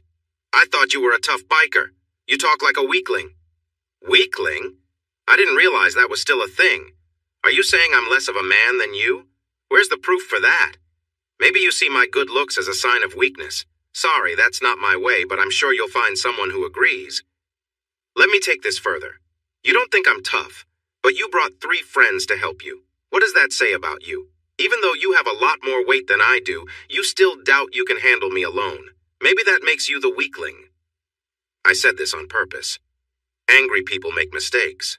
By questioning his ability to take me on his own, I hoped he would tell his friends to stay away. If it came down to it, I could rely on my training and the advice of my friends. Strike first, strike hard, and never let them get back up. Remember, this isn't a fair fight. They want to hurt you. Aim for soft spots and sensitive areas. Forget the jaw and stomach. Go for eyes, throats, toes, and kneecaps. If you have time, plan your move, and it will come naturally. And remember, there's always someone stronger or luckier than you. You can't win them all. My words worked. He glanced at his friends. "He's mine. Don't get involved unless his friends do. This will be entertaining." He slipped into a childish mindset. Remember how it was when 2 guys were about to fight? There was always a long period of talking before anyone actually threw a punch. I had left that behind long ago. He started with his boasting. I'm going to enjoy taking you down. When I'm finished? That's when I grew tired of his talk and stepped hard on his toes. He was wearing flip-flops, and my heavy boots were tough. I would like to think I heard him, but I'm not sure. I did hear him shout. When he bent over out of instinct, I grabbed his arm, twisted it behind his back, and pushed him into a nearby post. He hit his head. I might have done more, but the police showed up. His friend had called them. The first officer looked familiar. Surprise, it was Todd from the bar. He looked down at the guy on the ground and then at me. Looney, good to see you. What happened? Nice to see you, Todd. This poor guy tripped and fell. Flip-flops can be tricky. He looked at the crowd. Is that what happened? He got a lot of unclear responses and shrugs from bystanders. Even his friends didn't say anything. They looked worried about their scholarships, maybe. He glanced down at the fallen athlete. Sir, do you want to make a report? Do you need medical help? I think the pain made him think twice. He said he was okay, even though blood was running down his face. I had one of the girls bring him a towel and some ice. If looks could hurt, I would be in big trouble, but he and his friends left. Todd told the other officers that he wanted to investigate and maybe talk to a witness or two. Flower was around him, and I think they understood what he meant by investigate. They left smiling, telling him not to take too long. We all sat at what was becoming my table. So, Looney, how much longer are you staying? I told him I was leaving on Monday. Good. I like you, but there's something about you that makes people lose their balance. They fall down a lot, especially if they're not nice. I'd hate to see that happen more often. He shook my hand and left after getting a date with Flower for Saturday night. Amy was still a little nervous. They didn't know it, but I had rented a motel room for the night, planning to have a really nice sleep with Cece in a bed big enough for us. Of course, Amy wouldn't stay in the dorm alone, so we took her with us. I didn't mind. I actually liked Amy. I packed my bags while they packed a small suitcase. The room was nice with just one king-size bed, which I had asked for. They didn't let me dwell on sleeping arrangements before we showered. I would have been happy to help, but they declined my offer. We walked to a nice steakhouse for dinner. The food was great. Afterward, we strolled back, discussing the weekend and agreeing it would be hard to top. The girls seemed a bit quiet. Back at the room, I turned on the TV and tried to unwind. I was in the only chair while they sat on the bed, whispering. They invited me to join them on the bed because we had things to talk about. My senses were on alert. Do you think Amy is pretty? Warning bells rang in my head. Yes, I do. I think I've mentioned that before. Why do you ask? They blushed and exchanged sidelong glances until Cece spoke up. We want her to be close to you, too. I sat up straight as my feet hit the floor. What did you just say? Cece smiled. We talked about this. I want to wait until marriage. You enjoy being close with others. Amy feels the same way. I think I might marry you someday, but until then, I don't want you with those girls from the clubs. This works for everyone. You can thank me later. I stood up, took her arm, and led her to the door. Please give us 15 minutes alone. Go to a bar, a library, or a park, but just go away for a bit. By the way, if we get married, I'll be the one asking. I gently pushed her out the door and then turned to Amy. Now you explain everything. I need to know, was this your idea or hers? If you're not honest with me, I will figure it out. Speak up. She avoided my gaze. Well, it started out as her idea, but I kind of liked it. I like you. Why? I don't think Cece realizes what she has. I actually listened to you talk. At the bar, you were just being yourself. You knew lots about trucks and engines. But when we were with our friends, you were different. I'm studying English. You've quoted poets like Tennyson and Frost. You had a deep conversation about psychology with Flower, who studies that. I think you lost her at times. Jack, the engineering major, was impressed when you explained how old gold mines used honeycomb designs to hold up soil. You've got so many layers like an onion. I want to learn more about the real you. So I read a lot and remember it. If you think I'm clever, you should know I'll keep digging until I find the truth. Truth? Her eyes showed desperation. Truth, I said firmly. I'm in love with Cece. That surprised me. How do you define love? I'm bisexual. I want to be with her. Is that what you wanted to hear? Not quite. If you want to be with her, why are you talking about being with me? I love her. She loves you too. I believe you love her as well. If we all care for her, maybe we can make it work. I feel an attraction to you. It's just that I like girls more than any guy I've known. You see? That didn't make sense to me. This won't end well. Someone will get hurt. Are you sure this is what you want? No, but this is as close as I can get. Just try it one night. If you don't want to afterward, I'll understand. I need time to think about this. I sent her and Cece out for at least 30 minutes. They went shopping while I sat alone, trying to find a way out without hurting them too much. Then I had an idea just as they returned. I greeted Cece with a warm kiss. Thank you, that was sweet. She smiled brightly. Then I kissed Amy. Thank you, that was sweet. She had tears in her eyes but was smiling. I sat them both down. I've thought it over. I want to propose something else. I'd like to be with Amy, but I need Cece to be with her too. In unison, they exclaimed, What? It's simple. You want to be close to Cece, right, Amy? Cece, you want to be close to Amy too. The only way to make this fair is for all of us to be in this together. We can share this without blame. That's my offer. I believe Amy will agree, so the choice is yours now, Cece. In or out? I asked. Her expression gave me the answer I expected. That's what I thought. Feeling relieved, I sat down, trying to keep things calm. Amy glanced between us, eyes filled with uncertainty. She seemed hopeful, and her gaze moved back and forth, waiting for a response. Minutes passed in silence. Then, with a quiet voice, she said, All right. Amy leaned closer, looking at her intently. All right, what? All right, I'll try it. But let's keep things simple, okay? No rushing into anything, she said hesitantly. This wasn't what I'd pictured, not even close. I hadn't thought she'd actually consider it. In my mind, she wasn't interested in anything serious with anyone yet. This idea of waiting for the right time and place was making things more complicated. But deep down, I cared about her a lot. Are you sure? I asked, secretly hoping she might change her mind. But I could see she was determined. I'd come to realize that once she set her mind on something, she would see it through, no matter how unexpected it seemed. Amy seemed overjoyed, her hopes finally within reach. Let's make this decision together, she said softly. Sometimes in life, there's a moment you look back on, knowing it changed everything. This felt like one of those moments. Years later, I could trace back so much to this exact point. Let's keep it simple, she added, and her calm attitude helped everyone relax. I took a deep breath and focused on the moment. There was something important happening, and I knew we'd remember this as a unique chapter in our lives. As I helped her out of her jacket, Cece looked a little nervous, her hands trembling slightly. We all shared a quiet smile, and I could see a soft connection between the three of us. Cece and Amy exchanged a quick, comforting look, and Amy placed her hands gently on Cece's shoulders, helping her relax. There was a calm, unspoken understanding in the room, a feeling of trust and closeness. It felt as if we were all learning together, taking things slow and letting each other know we were there no matter what. Amy whispered something encouraging to Cece, and they both leaned in for a warm, supportive hug. We were all a little uncertain, but there was something peaceful in just being there, sharing the moment. We took things step by step, never rushing, simply enjoying each other's company. As the night went on, the mood stayed gentle and kind.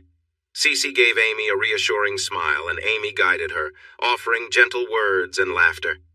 It was a moment of mutual support, and we all felt the comfort of being with close friends who truly cared for each other. At the end of the evening, we settled into a cozy embrace, each of us feeling safe and valued. The connection between us deepened as we shared quiet conversations, laughter, and companionship that we would remember for a long time. It was a bit awkward at first, but she finally reached her goal. They cuddled for a moment. I think they even forgot I was there at times. I wanted to be part of it, but I think deep down I knew I was better off not joining in. Cece glanced at me, looking a little guilty. We forgot our boyfriend, and he looks like he could use some attention. I ended up in the middle on the bed. The rest of the night was a blur of kisses and close moments. Amy was playful with me while Cece was affectionate with her, and then they switched places. I found myself caught up in their warmth until we all fell asleep, tangled together from exhaustion. I usually woke up early and I found Cece resting on my shoulder with Amy curled up close to us. I quietly untangled myself and watched them enjoy each other's company. I took a shower, slipped out of the room, and grabbed breakfast from a fast food place. As I opened the coffee, Amy stirred and opened one eye. She looked at me and then at Cece, who had instinctively wrapped her arms around her. Amy took a moment to enjoy the feeling before leaning in to wake her. "Get up, love. Our guy brought us food and I'm starving." Cece was not a morning person. As she got up, she reached for her shirt but changed her mind and headed to the bathroom. Amy didn't bother getting dressed. She just started sipping her coffee. We had breakfast together with them naked and me dressed until Amy noticed my clothes. She quickly urged me to change. "What time is it?" I checked my watch. 8. "What time is checkout?" 11. "Then we better hurry." I had already showered, but they insisted I wash their backs and fronts. We rushed out of the room at 10:55. The ride back to the dorm was quiet. I don't think anyone knew how to start a conversation. Both girls skipped class to spend extra time with me, but eventually we had to face reality again. They both gave me big kisses, holding on tightly. Other students noticed. What do we do now? It was a big question. Cece seemed to have given it a lot of thought. It's simple. I love you. You love me. I love Amy, and Amy loves me. You and Amy need to learn to care for each other. Call us tonight so we know you made it home safely. As I drove down the mountain, I thought about my weekend. 2 little fights, 2 girls, new friends, and lots of fun. If all vacations were like this, I could see why people love taking them. Once home, I said hello to my roommates, called the girls, and we chatted for half an hour before I headed to my room and slept for 13 hours. In the following weeks, we settled into a pattern. I stopped working at the grill on Saturday nights. Until the term ended, I would visit them every other Saturday night. On alternate weekends, Cece would bring Amy with her, and we would have a weekend getaway together. Sometimes Amy would visit her mother, which left just Cece and me at home. They both believed this was a good idea since it gave us some time together. They saw each other all week, after all. The school term had ended. Cece returned home and Amy went to spend some time with her mom, who lived quite far away. Long-distance relationships are tough. We were getting ready to go back to our school routine, visiting Amy every other week, when something unexpected happened. One Monday afternoon after work, I received a call. "Jimmy, do you know who this is?" I recognized the voice right away. "Barb?" "Yes, it's me. I'm happy to think you remembered me. How are you?" "Getting older, bigger, and maybe not as handsome as before. How about you? Still beautiful?" I could sense her smile through the phone. Oh dear, time affects us all. While I was glad to hear from her, I wondered why she decided to call after almost 4 years. "How have you been? I heard about Bob. I'm sorry for your loss. I know you cared for him. How's Joanne? Still full of energy?" There was a brief pause. I thought she might have hung up, but then I heard her sob. Through her tears, she told me the news. "Joanne is not well, Jimmy. Her cancer has returned. It was too late when they found it. She has only weeks left, maybe just days. She wants to see you one last time to say goodbye. She mentions you often." "Where is she? When can I see her? Why didn't you call me sooner? This feels so unfair." "She's in the cancer ward at Baptist. You're on the family list so you can see her almost any time. Please go visit her." "Are you going tonight? Great, I'll be there in 30 minutes. We can go together." Barb seemed tired and down as she shared the rest of Joanne's story during the drive to the hospital. After our time together, Joanne married an accountant about 9 months later. He treated her well for a while, but then became distant. When she found out he was cheating, she ended it. Thankfully, her prenup protected her. Soon after, she learned her cancer had returned. He attempted to reconnect, but when he realized he wouldn't inherit anything, he disappeared. I didn't recognize how much I had changed until I saw her. She didn't recognize me until I spoke, and then the tears flowed. "Jimmy, thank you for coming. I know I look terrible. Barb should have warned me. You know how we girls are about looking nice for old friends." I had heard how she looked, but seeing her for myself was shocking. She had weighed around 105 pounds when healthy, but now her weight had dropped to 75. It broke my heart, but I managed to smile. "It's all right. It's just good to see you." Would the nurses say anything? She broke down, reaching out to me. With an IV in each arm, I had to be gentle, but I hugged her as tightly as I could. I tried to share all my love with her in that moment. I'm sure the nurses see this often, but the picture of me in my work clothes, a biker shirt, and jeans holding this small woman with tears on my face would be something they remembered. She clung to me until she fell asleep. I laid her down, gently stroking her hair. Barb stood in the doorway, wiping her eyes with a tissue. We talked as we drove back to her house. "How much longer will she be in the hospital?" I asked. "They can't do anything more for her now, so she will be sent home on Wednesday." "Should she be alone? Who will take care of her?" "I'll need to find someone to stay with her. I'll check in on her in the afternoon and evening. That's the best I can do." When Bob passed away, Barb took over the Ford dealership. She was a smart businesswoman, and the business grew.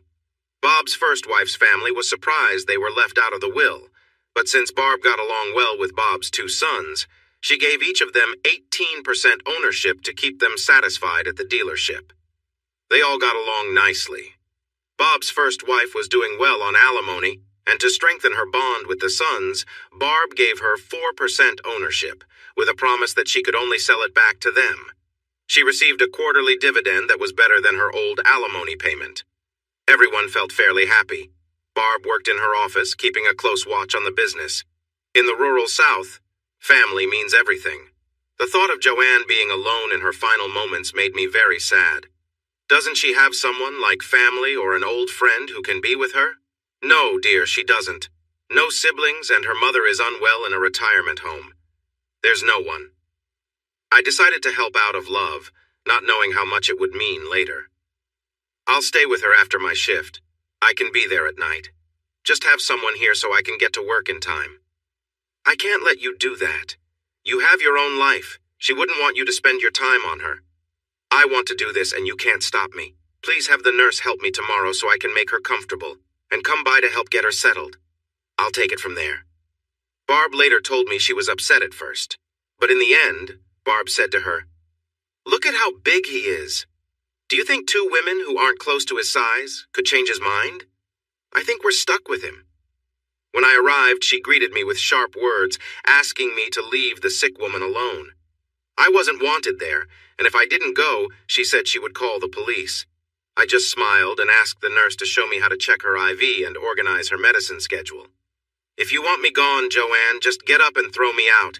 And please, no funny business. I'm in a serious relationship, so don't try to tempt me." Barb and the nurse actually laughed. Joanne settled down, teasing me for being mean to someone who was sick, then jokingly suggested I make her some chicken soup for dinner. Barb told me it was the happiest she had seen Joanne feel since she got sick, so Joanne became a big part of my life for a while. I would come home, make her something light to eat, and we would talk or watch TV until she fell asleep. The nurse would help change her gown every morning and again just before I got home, brush her hair and add a little makeup. Joanne said she didn't need to wear certain clothes anymore since she needed help to use the bathroom. She joked that it was nothing I hadn't seen before, even making the nurse smile. I shared stories of my past with Amy and Cece. Amy thought it was sweet. Cece did not share the same view. I learned that Cece had a fear of illness and death. She visited Joanne once, shortly after I moved in. There was an awkward vibe between them, and she never came back. Amy and Cece were very close. It struck me how much they looked alike. Maybe that was why I was drawn to Amy in the first place. The nurse told Joanne she didn't realize she had a daughter. They all found it funny, especially when Amy joked about how they hadn't spoken since Cece took her boyfriend, and then she kissed me. The nurse's reaction had them laughing hard. Barb stayed with Joanne every other weekend so I could spend time with my girls. As I mentioned before, Cece came from wealth. She never had to earn money, so she didn't truly understand its value. I came from a working-class family, but my parents taught me to manage money wisely. Amy was very poor, raised by her mom without any support from her dad, whom she had never known. She was in school on a full scholarship, working part-time to make ends meet. When Amy started living with Cece, she was shocked by how much Cece spent. Amy rarely went out because she couldn't afford it, but once Cece realized this, she insisted that Amy join her and paid for everything. Amy resisted at first, but eventually gave in to the pressure. Cece had a knack for getting her way. That summer, Amy struggled to find a job and shared her feelings with Joanne one night. The next day, she decided to have the nurse come in part-time, just for an hour in the mornings and afternoons to help with her medicine. She also gave her a nice bonus and moved Amy in. Amy wasn't happy about it, but Joanne said she would prefer having Amy around than me. If one of us had to leave, then it would have to be me, she said. We fell into a routine at home. I usually got up first to make breakfast, then I would wake up Amy. We tried to let Joanne sleep in, but she set her alarm clock and insisted on having breakfast with us. Much later, Amy confided in Joanne that she was worried she might leave before I got back, and all she wanted was one more chance to see me. I was facing some tough choices. If I didn't go back to school soon, I worried I might never do it. I applied and got accepted at Mountain State, starting as a junior, just like Amy. Cece had taken summer classes and was moving up to senior. I hadn't told anyone yet. I had saved enough for 1 year and a little more, hoping to find a job once I got there. Joanne held on until early August. As she started to fade, Barb came by every night. Hospice helped a few times. Amy shared all her feelings, trying to keep Joanne engaged for another day. When she revealed our first shared experience, Joanne smiled and said she had to thank both her and Barb for training me. Then, Amy told her the entire story about our relationships. She mentioned leaving her some special items, especially the paddles. For days, I noticed Joanne giving me strange looks. I came home one Thursday and found Amy crying in the kitchen. I knew then that things were serious. "She's going quickly," I said. I went to check on Joanne and saw she was unconscious and breathing very lightly. We called Barb and she arrived right away. All we could do was be there for her. Barb held one hand and I held the other. Just before she passed, Joanne stirred and looked at us. Hold me, my loves. I want to feel your love as I go." We leaned down closer, and with her last breath, she hugged us tightly. Her arms slowly fell back down to her sides. She lay there, her eyes unfocused but smiling as she left us. It was a moment I will never forget. I felt like I was in a daze during the funeral.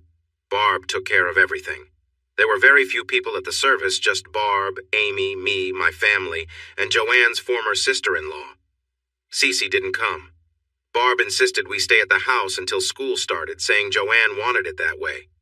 A few days later, she called us and said we needed to be at the reading of the will. At the lawyer's office, both Amy and I had to show our IDs, which they copied.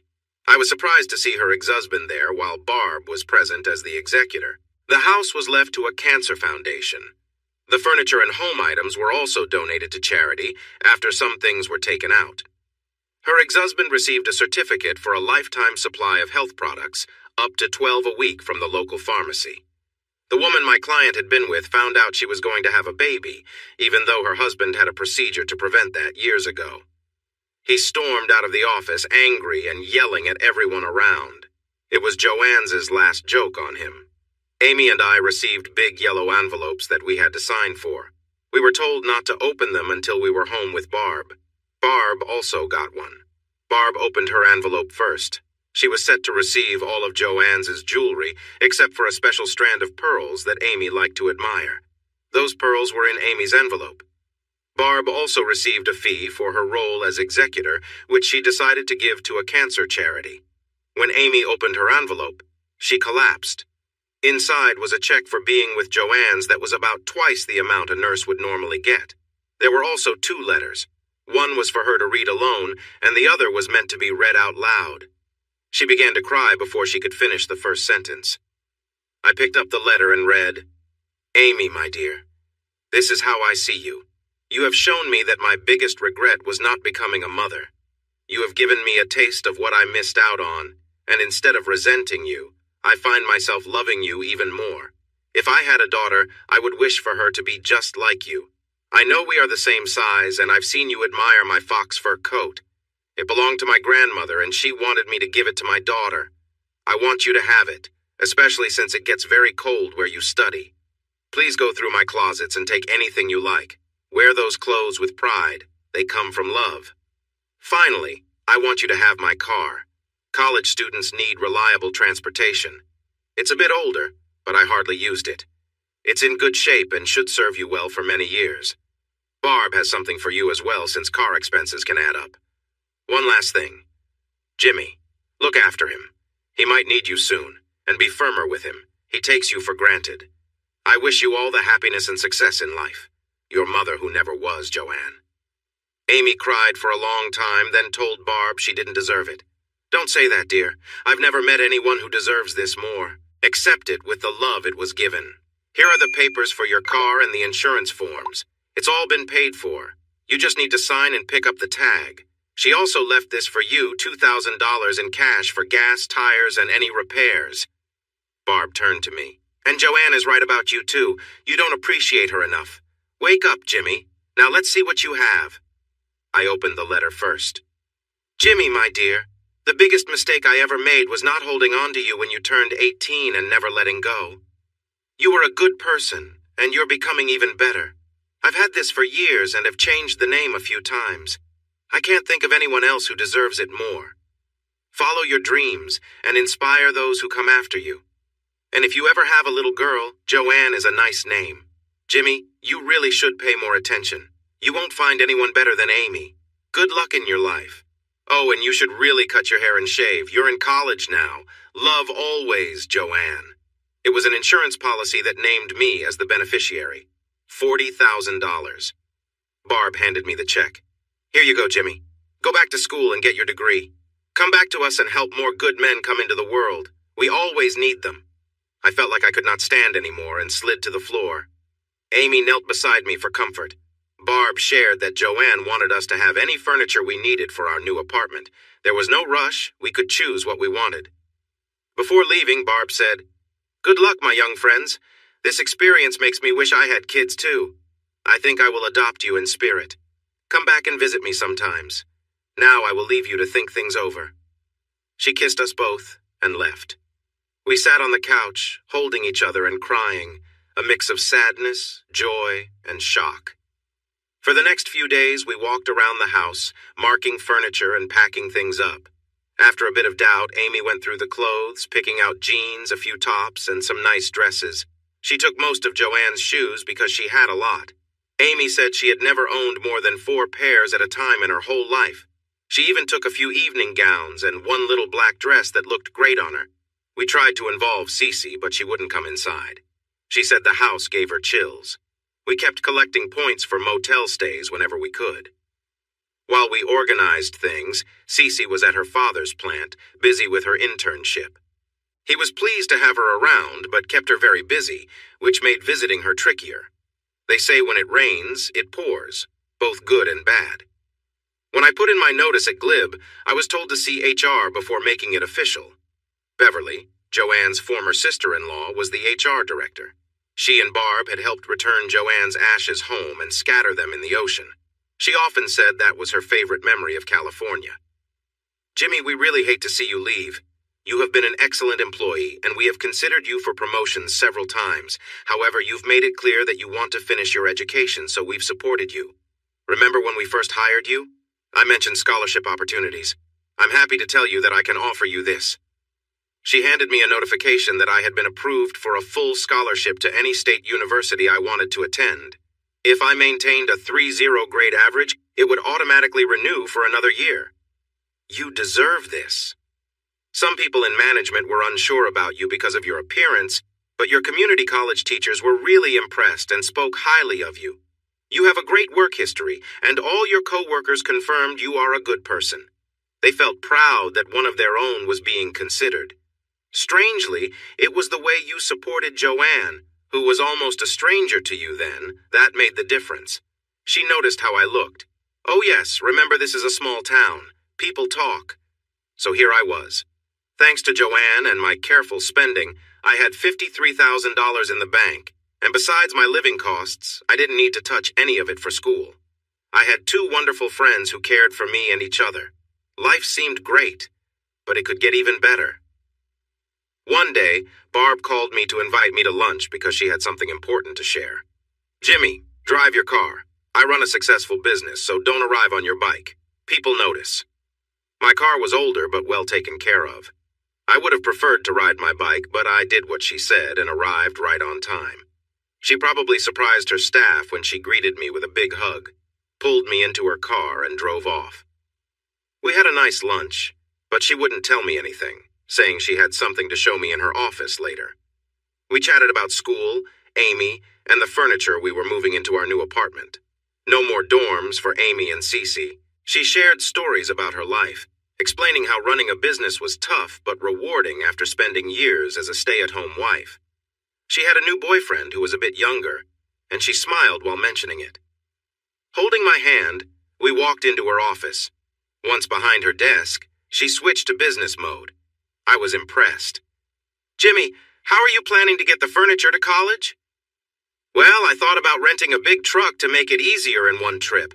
I have friends up there who can help unload." "No, I have several used cargo trucks available. We'll get a dealer tag for one so you can use it until you're finished. That's sorted. What will you drive while in school?" This was tricky. I had promised my sisters my car since 2 of them now had their licenses, and Dad needed an extra vehicle. "I can ride my bike most of the time. When it gets really cold, I'm sure Cece or Amy will give me a ride." I wouldn't want to ask for one of their cars. Cece had a fancy little car and was very careful with it. As for Amy, Joanne's old car was a recently purchased convertible. She wouldn't let me in without cleaning up first. It was her very first car. It took her 3 tries to leave the driveway because she kept getting upset whenever she got inside. "I was thinking about looking for something. Do you have any good deals?" She smiled. "Why don't we go see if there's anything that would work for you? I'm sure we can find something." I expected her to hand me over to a salesman, but she walked right past them. She led me to a truck, a 4-wheel drive Ford that looked almost new. "What do you think of this one?" It looked great, but pricey. "I love it, but I can't afford it. I have a little money, but I want to be careful with it. You never know, right?" "Oh, I think I can give you a good deal. How does $86 sound?" "What?" $86. That covers the tag fee, tax, and title work. The truck is yours. Come into the office and I'll explain everything, and please close your mouth." She shut the office door. "Part of my letter from Joanne asked me to watch over you. I told you a long time ago that I would help if I could. The truck is 5 years old, a trade-in from one of our regulars. It has 40,000 miles on it, and the owner just used it to take his boat to the lake. I had it checked, tuned up, and I put new tires on it. This is a gift. Please don't refuse. It won't hurt me. Say something." I'm speechless. "You know I would still love you even if you didn't have money. Thank you." I walked around the desk and hugged her. "You and Joanne have set some really high standards for me when it comes to women. I don't know if I'll ever find someone like that." She looked at me as if I were foolish.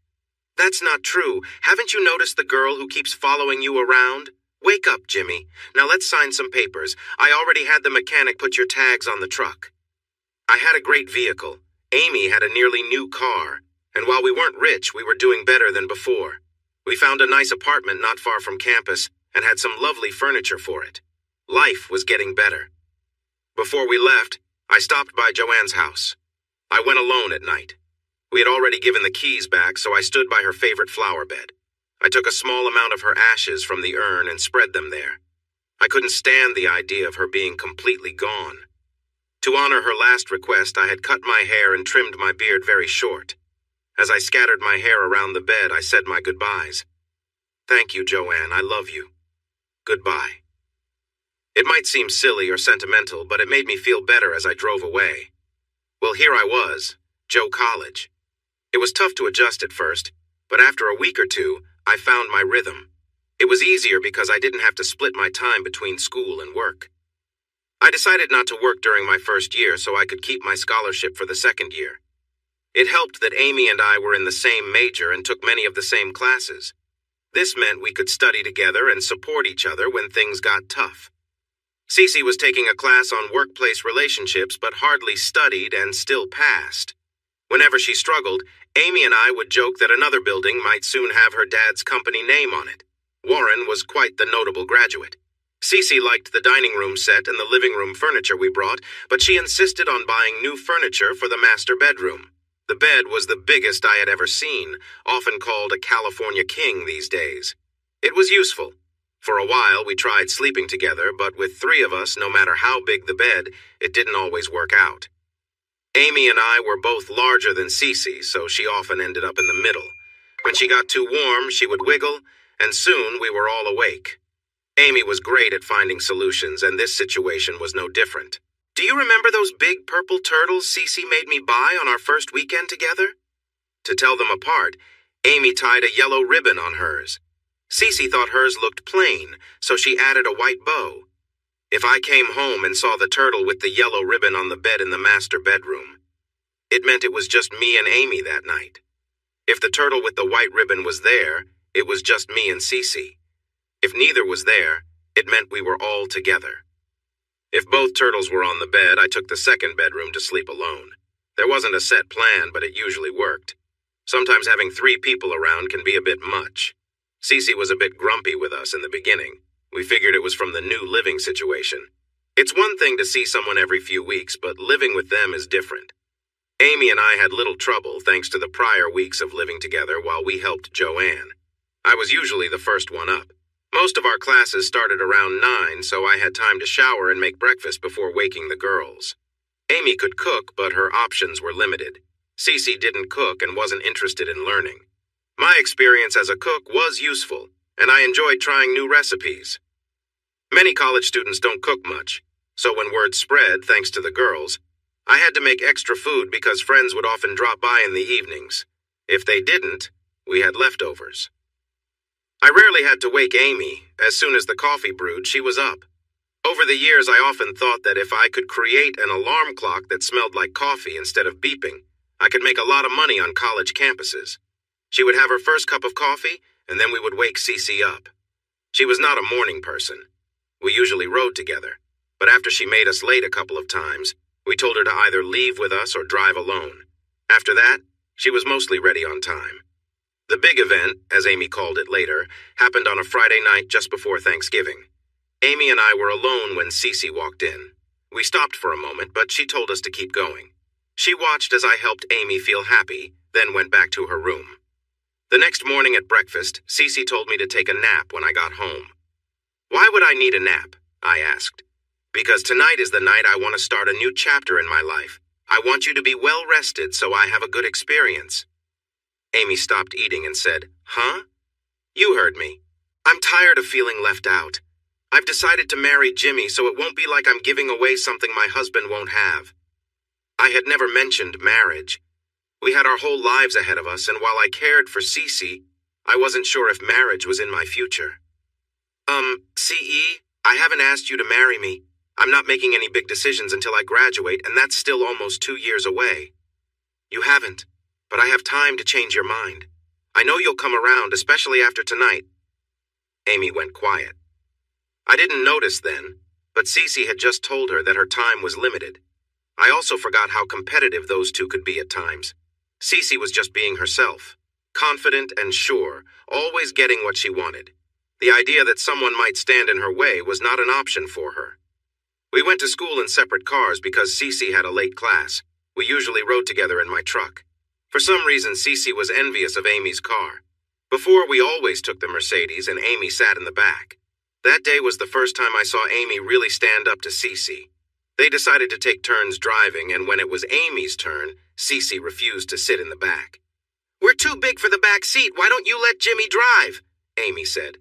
"No way. This is my car, and nobody drives it but me. If you don't want to ride in it, drive yourself." Cece was taken aback, and I had to turn away to hide my smile. In the end, I sat in the back seat. When Cece drove the next time, Amy surprised her again by refusing to sit in the back. "If you're too good to sit in the back of my car, then I'm too good to sit in the back of yours." This meant I was always in the back, and the mood was chilly during the ride. I figured out a way to solve this after about 3 weeks. By then, it was cold, so I would go out and warm up whatever car we were driving that day. That Monday, I warmed up my truck. Just before we went out, I shared my thoughts with them. "I'm really tired of arguing about cars. From now on, we will use my truck. This way, neither of you will drive and everyone can sit in the front. One day, one of you will sit in the middle and the other will take turns the next day. If this doesn't work for you, let me know now, and I'll start driving alone." They both looked surprised. Amy was usually easy to get along with, and CE was just starting to understand that I had limits. Amy smiled and said, "Thanks, I want the middle seat," and then she left. CE looked at me for a moment before also smiling. "Sometimes I forget how clever you are. Thanks." So I drove my truck while their fancy cars stayed parked in the driveway. But it kept things calm. From the time we began living together, I made an effort to treat the girls fairly. I remembered reading somewhere that having 4 wives could lead to more balance since one would be lonely, 2 would argue, and 3 would team up against 1. But with 4, the balance would shift and keep everyone happier. 4. It made me think about how much trouble that might cause. I turned to Amy. What do you think about this? At least she was straightforward. I don't know. It's about time, I guess. But I liked it when it was just our thing. Now I feel like I'm being left behind again. That surprised me. Haven't I always treated you both the same? The only difference is that she has more money, and I haven't seen any cash spread around when we're together. Plus, she might not be what you think, and when she gets comfortable, you can show her your interests. That made her smile. Joanne had kept her promise and left Amy her special box. At first, Amy was shocked, but then she started exploring new things we could enjoy together. She kept some things hidden away because she didn't want CE to see them. She told her it was just a collection of memories from Joanne, and she wanted to keep them personal. That afternoon, on the way home, Amy mentioned she would be spending the night with friends from her old dorm. I think the first time should be private between close friends. Be nice, Jimmy. Cece and I had a quiet dinner when we got home. Amy kissed her goodbye and left. CE looked at me. I need some time to myself. Why don't you go out for a drink? But just one. I want you to be alert tonight. I went to the Black Dog, a place I frequented when I first moved there. They didn't recognize me at first because of my new haircut and shorter beard. When they finally realized who I was, they warned me that the person I had an issue with was talking about settling the score if I ever came back. Sure enough, a couple of weeks later, we found ourselves at the bar at the same time. There's always someone who likes to cause trouble, so I got noticed pretty quickly. When he walked my way, I stood up. The bartender advised me not to start any fights and suggested I take it outside if I had to. He stopped a few steps away from me. We need to talk, buddy. To his surprise, I agreed. Do you want to do this here or outside? What do you mean? Do you want to settle it inside or in the parking lot? If it starts here, I'm only paying for half the damage. Or we could stay inside and talk it out. If we fight here, everyone would think I caught you off guard. But if we go outside and I knock you down, they'll know the truth. I could see he was thinking it over. If you do beat me, I'll be back. I won't give up until I win. Every time I come in, there will be a fight. I've got a lot of tricks, and eventually, I will win. Or we could do this another way. I'll say I'm sorry and we can shake hands.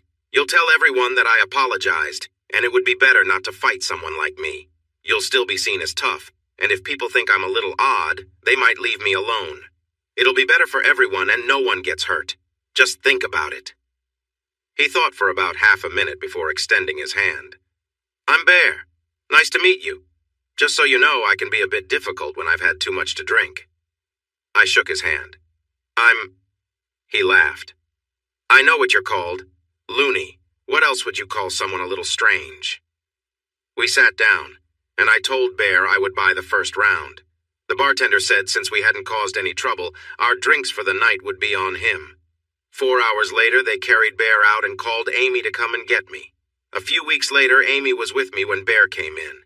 She marched up to him and scolded him for letting me drink too much. He laughed, lifted her up, and kissed her cheek, saying, Okay, if you can handle that guy, I'm a bit worried about you.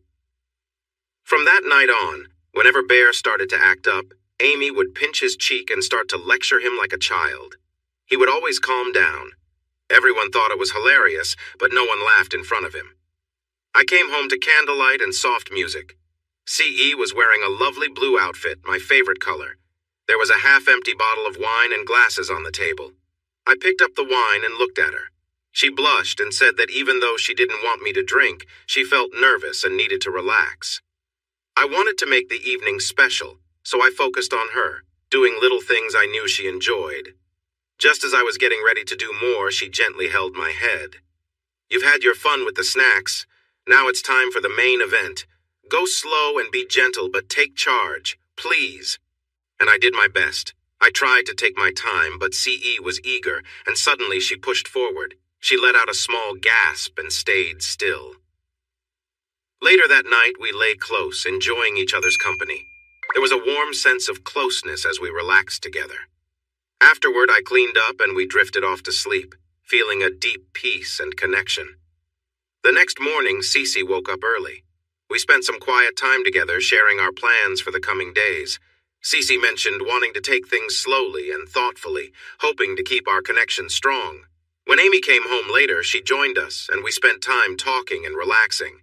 Amy helped Cece get ready for the day, and they spent a while in the bathroom chatting and laughing together. As the Christmas holidays approached, our lives got a bit more complicated. Cece wanted Amy to spend part of the holiday with her family while also spending time with us. We decided that Amy would spend Christmas Day with her family, while I joined Cece's family for Christmas Eve. Though it was a little awkward at times, her family was welcoming. Her mother liked my new haircut, and her father asked me about my plans after graduation. I explained my goals, and he seemed thoughtful, mentioning that teaching was a meaningful path, though not always easy. After Christmas, I visited Amy's family, where her mother warmly welcomed me. I stayed for a couple of days, and Amy was glad for the company on the drive back, as she didn't like driving long distances alone. We decided to wait until we were all back together to exchange gifts. The girls insisted on getting a real Christmas tree, so we went to every tree farm in the area looking for the perfect one. I shared my opinion at first, but eventually they made the final decision. I still have a picture of them carrying the tree, with tiny Amy taking one end and Cece holding the top. Once Cece returned, we had a cozy night opening gifts. Amy was excited and playful, making us laugh with her enthusiasm. We each received funny gifts like matching sweaters that Cece insisted we put on right away. It was a joyful, light-hearted moment that brought us even closer as friends and partners. It was tough not to feel the shop owner's glare. They promised to wear the special items under their dresses for the New Year's Eve party we were invited to. It was a bit exclusive. I got the invite because of my high grades, and Cece got in because she was well known. Amy was going with me as my date. I had one more surprise for them. We all spent the night together, and as usual, I woke up first. I had bought 2 stockings and placed them on the tree while they were still asleep since we didn't have a mantle. I decorated them with glitter and wrote their names on them. A friend of mine from the bar was really into rocks, and he had taken me on a few trips to find some nice stones in our area. I had 2 emeralds cut and mounted with small citrines around them. The citrines were light yellow, which made the rings look like flowers. I had them sized and put in the stockings, along with some small candies and fruit. I wasn't sure how much they would cost in a store, but we found a small treasure of gems. After sharing with the landowner, we still made a good amount when we sold them. I used my stones to make the rings, and I had some money left over. As usual, Amy woke up to the smell of coffee. While she was filling her cup, she noticed the stockings. I told her it was an old family tradition, but she couldn't have hers yet because it was part of the fun to wait for the others to wake up. She opened the bedroom door and started bustling around, turning on the TV and radio and singing loudly. A few moments later, Cece stumbled out, wondering what all the noise was about. "Oh, good, you're up, honey. Would you like coffee before or after we check our stockings?" "What stockings?" "The ones Santa must have left on the tree. Look, it even has your name on it." That caught her attention. Soon, candy, fruit, and nuts were spread all over the dining room table. They giggled as they admired their spa certificates. Amy was the first to discover the treats. She pulled out a wrapped box and examined it closely. "What's this?" "Open it and find out. You must have been very good this year. CE, check yours too. Open them at the same time, please." They both gasped and put the rings on their left ring fingers. CE remarked that it looked somewhat like an engagement ring. Amy joked about discussing the idea of polygamy with some law students. They spent the rest of the day showing their appreciation. The girls went all out for the New Year's Eve party. This was a significant event at the university with bright students, professors, and noted alumni attending. Luckily, Cece's dad had another commitment and couldn't make it. I tried to hide my disappointment. They got ready in different rooms to avoid each other. Cece came out first. The only word to describe her was stunning. She wore a long, shimmering green dress with a daring split up the side and thin straps holding up the bodice.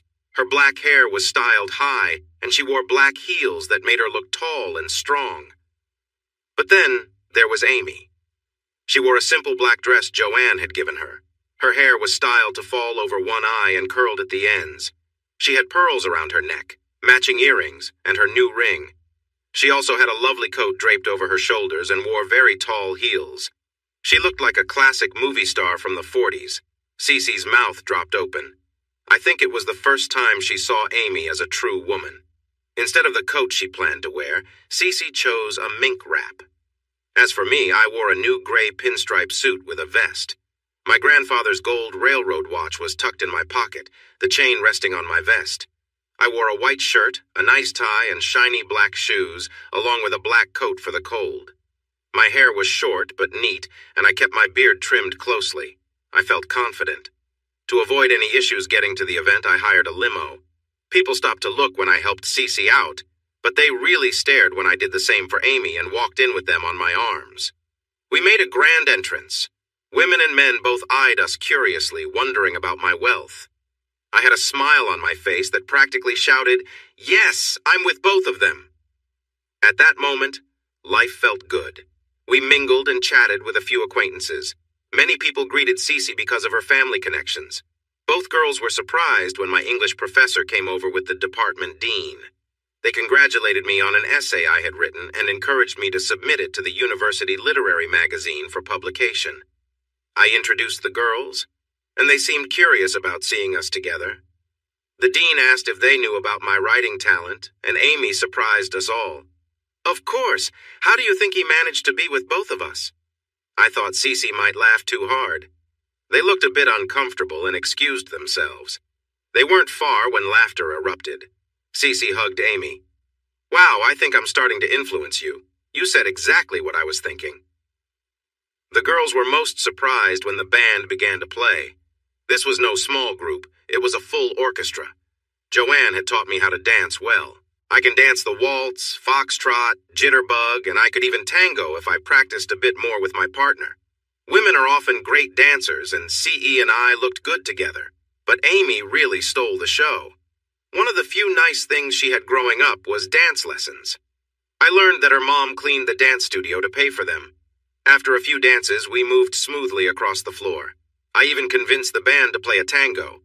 We were one of only 8 couples willing to try it, and we did quite well. People actually clapped when we finished. There was a picture of us in a dip, Amy's golden hair flowing down as I leaned over her. My hair and beard gave me a bold look. It ended up on the front page of the local newspaper. I think Amy still has 3 copies of it. Then Cece spoiled the moment by getting jealous. While Amy and I danced, she went over to her father's business table to talk. She knows anything about her dad bothers me, and she wanted to provoke me. After we finished dancing, Amy and I waited for her to join us. After 20 minutes, I decided to go get her. "CE, come on, it's time for our dance." She was close to one of the business associates, chatting about important topics. "Go back to your table, Jimmy. I need to talk to these men about business things you wouldn't understand. I'll be there in a bit." Her sweet tone had an edge to it. I was shocked. Was she really brushing me off like that? No way. "Honey, this is a social event. Business can wait." Then one of them tried to act tough, probably trying to impress Cece. He stood up, leaned towards me, and started giving orders. "The lady said to go away. If you know what's good for you, you'll leave. Don't make this hard." He even poked my chest with his finger. I looked at his finger, then back at him, and smiled. I think he realized he messed up just as I grabbed his hand and twisted it.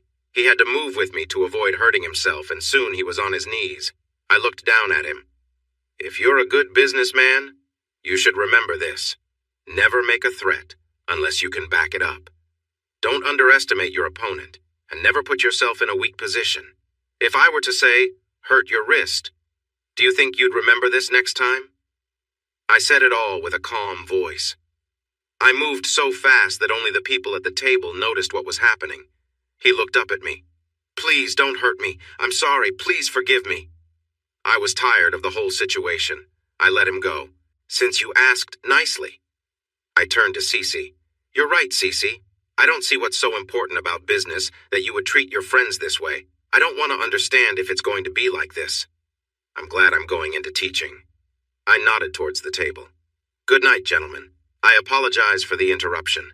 If one of you could kindly walk Miss Morgan for the rest of the evening, I would appreciate it." I turned to leave. Cece was standing up. Jimmy, wait, I leaned in closer to her. Stay, I said firmly, then walked away. Amy noticed right away that something was off when I returned. Instead of talking, she took my hand and led me to the dance floor. A slow waltz played, and we swayed softly together. Holding a lovely woman calmed me down. When the song ended, instead of going back to the table, I took her to the bar. I prefer red wine over champagne, so I ordered a glass. Amy chose a martini, wanting to try something new. She enjoyed it so much that she ordered another. We spent some time at the bar, chatting with friends and new faces. Then the band leader announced, "Ladies and gentlemen, the new year is almost here. In 10, 9, 8. Amy started looking for Cece and pulled me back towards the table. I paused in the middle of the dance floor and drew her closer to me. 3, 2, 1. Cece rushed towards us. As the countdown ended, she wrapped her arms around us, trying to celebrate with a kiss for both of us. We stayed like that for a moment, long enough for others to notice us and then break off their own kisses. Just what the gossipers love. She tried to say sorry, but I interrupted her. Cece, not now. We'll talk when we get home. We spent a few more minutes mingling, but the night felt spoiled. I called for the limo, said our farewells, and left. The car ride home was quiet. I sat opposite them instead of between them. Amy tried to spark a conversation, but when she saw it wasn't working, she stopped. I felt a wave of anger. How could she be so indifferent? Then I realized she had always acted this way. I had just cared enough to overlook it. It was time to set some boundaries. Amy wanted to ease the tension, but I ended up hurting her feelings by closing off. So, we all felt upset when we got home. She took Cece by the hand and led her into the bedroom. I hadn't drunk much, so I wasn't tired and decided to make some coffee. Amy opened the bedroom door and invited me in. I said no at first, but she asked kindly, and since she hadn't done anything wrong, I agreed. When I walked in, I saw they had lit candles and were standing on either side of the bed, trying to create a cozy atmosphere.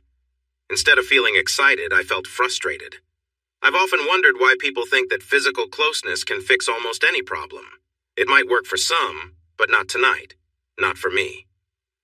I stood at the door and said, "You both look wonderful, but I'm not in the mood. I think I'd prefer to sleep alone tonight. Good night." I felt a mix of surprise and confusion as I closed the door. I knew Cece would want to talk more, so I grabbed my coat and stepped outside. Amy told me they tried to stop me, but I was already gone before they could catch me. She mentioned that Cece even ran out in her night clothes, but quickly returned inside because it was so cold. She then told Amy to get dressed so they could search for me. Amy surprised me by knowing me better than I expected. She refused to go after me, saying they wouldn't know where to look beyond nearby hotels. To my surprise, she told Cece that everyone would be alone tonight, then closed and locked the bedroom door. She held out for an hour before giving in to Cece's requests. If they had checked the motels, they might have found me. I had a friend from the Black Dog working the night shift at the Comfort Inn, and he had a room available. I paid in cash, parked my truck where no one would see it, and actually managed to get some sleep. Amy was the first to find me. They went in different directions, but agreed to check back at our apartment every hour.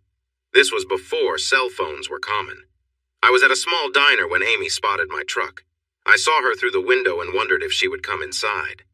After a few minutes, she made her choice and walked in carefully.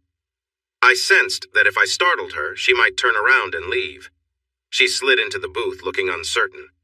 "Want some coffee?" I asked. She nodded, and I called the waitress over. After she got her coffee, she leaned back, looking a bit more relaxed.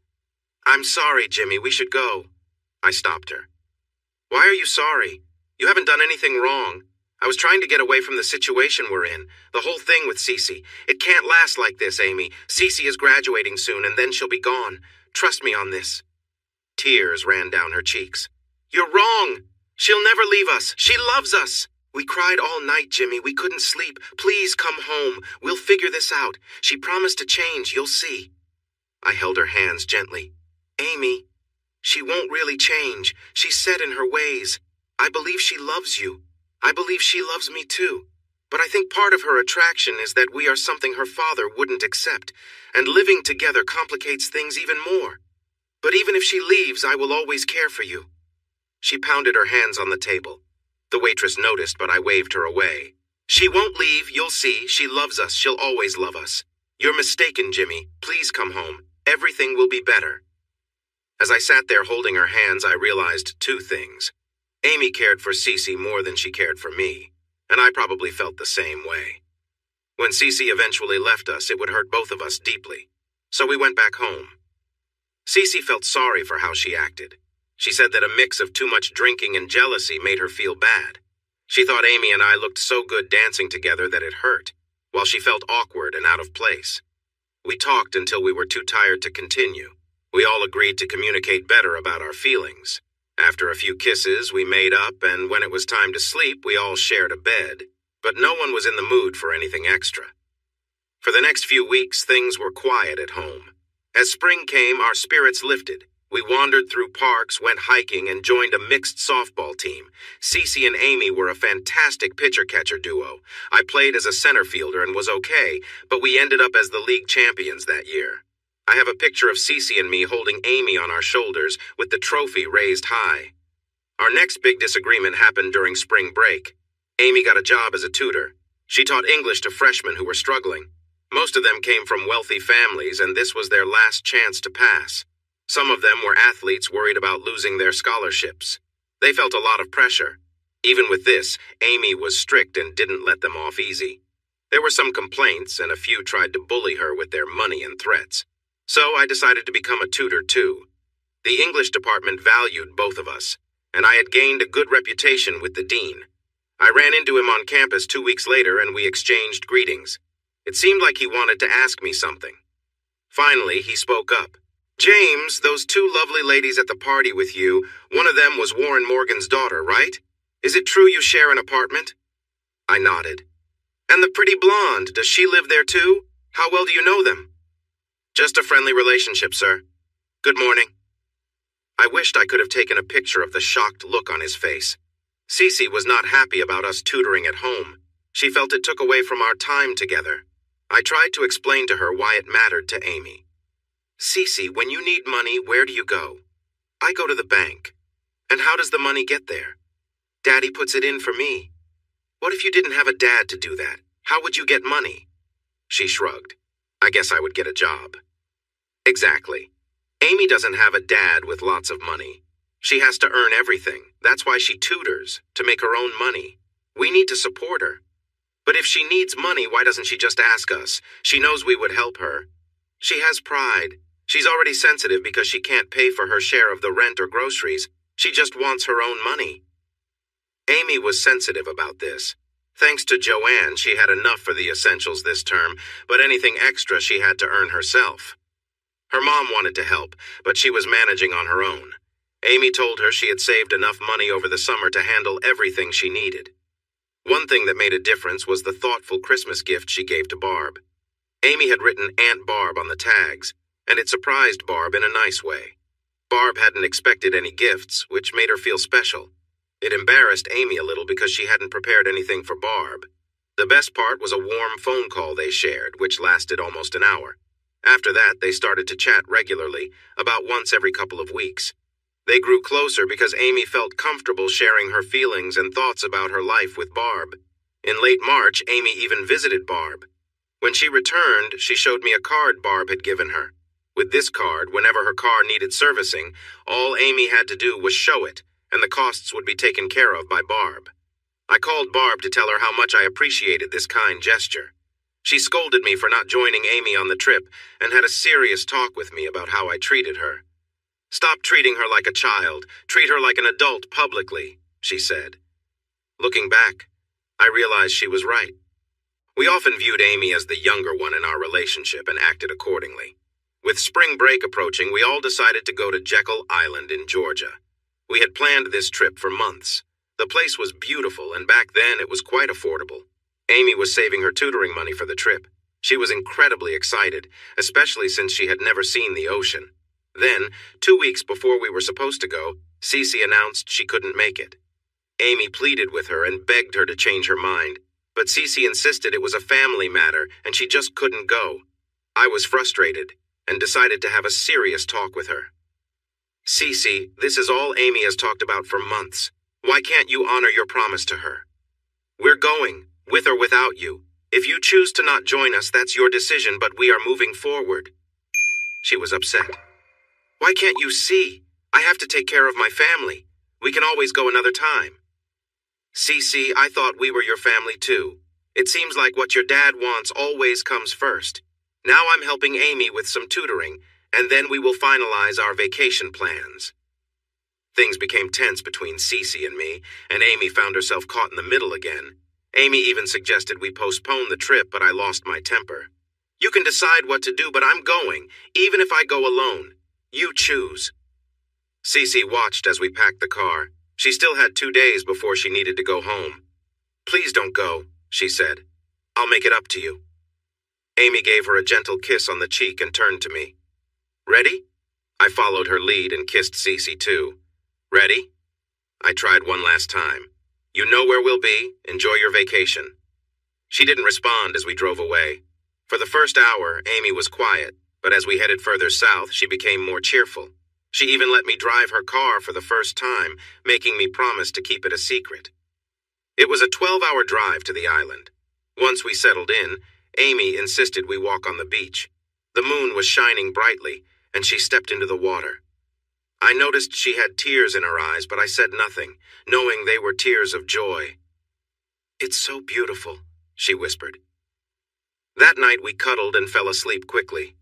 To my surprise, Amy woke up first and brought me coffee to start the day. I felt happy and grateful. Thank you. For what? I asked. For encouraging me to take this trip.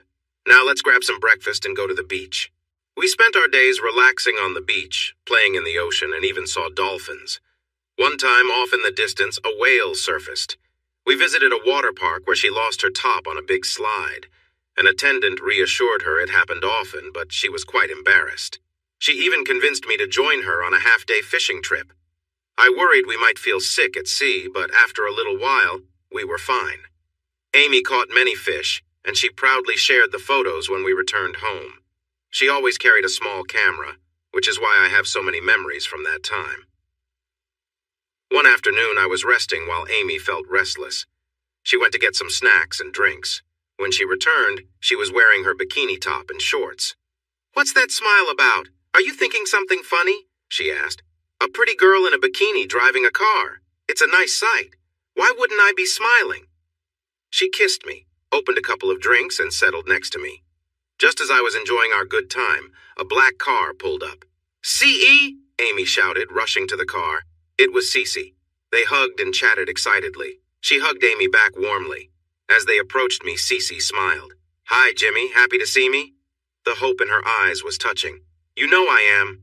If you can get Amy to let you go, I'll show you how much. The following days were filled with joy. Of course, they wanted to shop and returned with matching swimsuits. I noticed that as long as I was with them on the beach, people left us alone. But if I wandered off for a moment, a group of guys would gather around when I returned. I pretended to be a little jealous, which they both seemed to enjoy. And the closeness, wow. If I stepped out of the room when I returned, they were together. If one of them left, I would spend time with the other. We often joined in together. We really didn't want to leave. On the way home, I would ride with Amy for a while, then switch. I even got a chance to drive both cars. I had a serious chat with Cece during the ride. Graduation was coming up, and I asked her what she planned to do next. She hesitated, then opened up. My dad wants me to start working at one of his plants. It'll give me good experience and look nice on my resume. What resume? You're going to work with your dad forever. Why would you need one? I'm not. I want to start my own path, our own path. If that's what you want, why not look closer to home? With his connections, you could find a job anywhere. I promised him my first job would be with him. Ah, which plant will you be at? Stanton. Stanton was about as far as you could go while staying in the same state. So graduation is goodbye then? No, we'll still see each other. It will be like during the summer. We can be together every few weekends. Or you could come with me. I can probably find you summer jobs. She knew we had already signed up for summer classes. She understood we wouldn't go. When do you plan on telling Amy? Soon. You see to it. I want as much time as I can get to prepare her. It will be hard for her, you know. It's not the end. I promise. Why? Are we a backup plan? I notice you haven't mentioned marriage in a while. Are you ready to meet the guys your dad has in mind for you? She went silent. Please don't say anything else for a bit. I changed cars and Amy noticed I was quiet. What's wrong? Just tired. She held my hand for a bit, then leaned the seat back and fell asleep. Things felt more tense as graduation drew closer. Cece finally told Amy about her job. Amy cried on and off until graduation day. Graduation came. We cheered when she walked across the stage. There were hugs and cheers all around. Mom and Dad kept a close eye on her, reminding her to be safe at the parties. Her mom hugged Amy while her dad stayed quiet. We all celebrated, but the next week she had to leave. I knew in my heart it would be the last time we saw her as a close partner. Amy cried for 2 days before she left. She called every few days for about 3 weeks. We planned to visit her new apartment, but she suggested meeting in our old hometown. She said it would be more convenient for us all. We did meet, but it felt different somehow. Amy and I managed to see Barb while Cece dealt with family matters. She took us out for lunch. I hardly got a word in. She had married her partner. She seemed happy and content with her life. When she showed Amy a picture of a 9-year-old girl they were trying to adopt, they both cried. When you visit next time, you can meet your cousin June. She should be home by then. Tears began again for a woman who deserved to be happy. They teased me when my eyes got watery. She became very quiet when Amy mentioned Cece. She wanted to say something, but stopped. When Amy showed her the ring I had given her, Barb looked right at me. It would make an interesting engagement ring, don't you think, Jimmy? Something had changed between my family and Cece. The support from them seemed to have faded. They still cared for Amy, though. Several times my mom and older sisters looked like they wanted to say something, but they held back. Cece seemed distant. The affection felt forced, just a routine. Amy noticed it right away. What's wrong, honey? You don't seem very happy to see us. I'm just tired. Working gives me a new view on how the world really works. I could see that she was avoiding the truth. So, CE, made any new friends yet? Does everyone treat you nicely because your dad runs the place? She looked a bit uncomfortable. Just people from work, and yes, many of them are nice to me. I understood then. Amy was quiet on the way back. I knew I had to tell her, to prepare her for what was happening. She's leaving us. Deep down, you know it's true. She didn't argue as much as usual. She's just tired. She'll be fine in a week or so. She called once in 3 weeks, then again after 2. Her calls were always short. She sounded so worn out. It was tough for her, and she wasn't enjoying it. Another 2 weeks passed. Amy was getting more anxious. The new school term was about to start, and suddenly I really wanted to talk to Cece. I called her workplace, and they said she had left early. I tried her home twice. The second time, a man answered. Hello? I'm sorry, I must have the wrong number. I hung up and called again, but it was the same voice. Sorry, I must have written it down wrong. Is this 5,355,353 inches? You have the right number. Who are you trying to reach? Cecilia Morgan? Yes, that's the right number. You must have been the one who called earlier. She let it go to the answering machine. She was going to call you back. We were busy just then. She's in the shower. Want me to have her call you back? His cheerful tone felt too casual. No thanks. Just have her call Amy and tell her the truth, and that Jimmy said goodbye. I decided to take a long bike ride. She didn't have the decency to call Amy, and 2 days later when we got back from class, all of Cece's things were gone. The ring I had given her was sitting on the kitchen table with a single-word note. Sorry. The next morning I was in my office thinking about the mixer from the night before when my office phone rang. Hello? There was a few seconds of silence. Though it was always love divided, it was never love denied. It was a line from a poem I had written, Song from the Purple Turtles. I didn't say anything. I knew who it was. After a few moments, she said softly, You could have told me. Told you what, CE? Everything. That you were the dean of the English department, that you were married to Amy, that you were the J.G. Wilson. Wow, that sounds rather grand, doesn't it? When my book came out, there were 4 other writers named James Wilson. I'm the only one with the middle initial G, so they used my initials to tell us apart. Yes, I was a writer, but I didn't focus on novels. I mostly wrote essays, poems, and a few well-received short stories. Over the years, I grew as a writer, starting with the university magazine, progressing to a few regional pieces. Local newspapers published some of my essays, and then a larger chain picked them up, which meant more exposure. 10 years ago, I struck a deal with the New Yorker magazine, writing an essay for them every 3 months. They also published a few of my poems and one of my short stories. 3 years ago, the university press wanted to release a collection of my work. I wasn't sure it was worth it, but the university president convinced me, saying it could help attract new students. The editor really knew his stuff. He sifted through 2 decades of my writing and came up with 21 poems, 29 essays, and 3 short stories.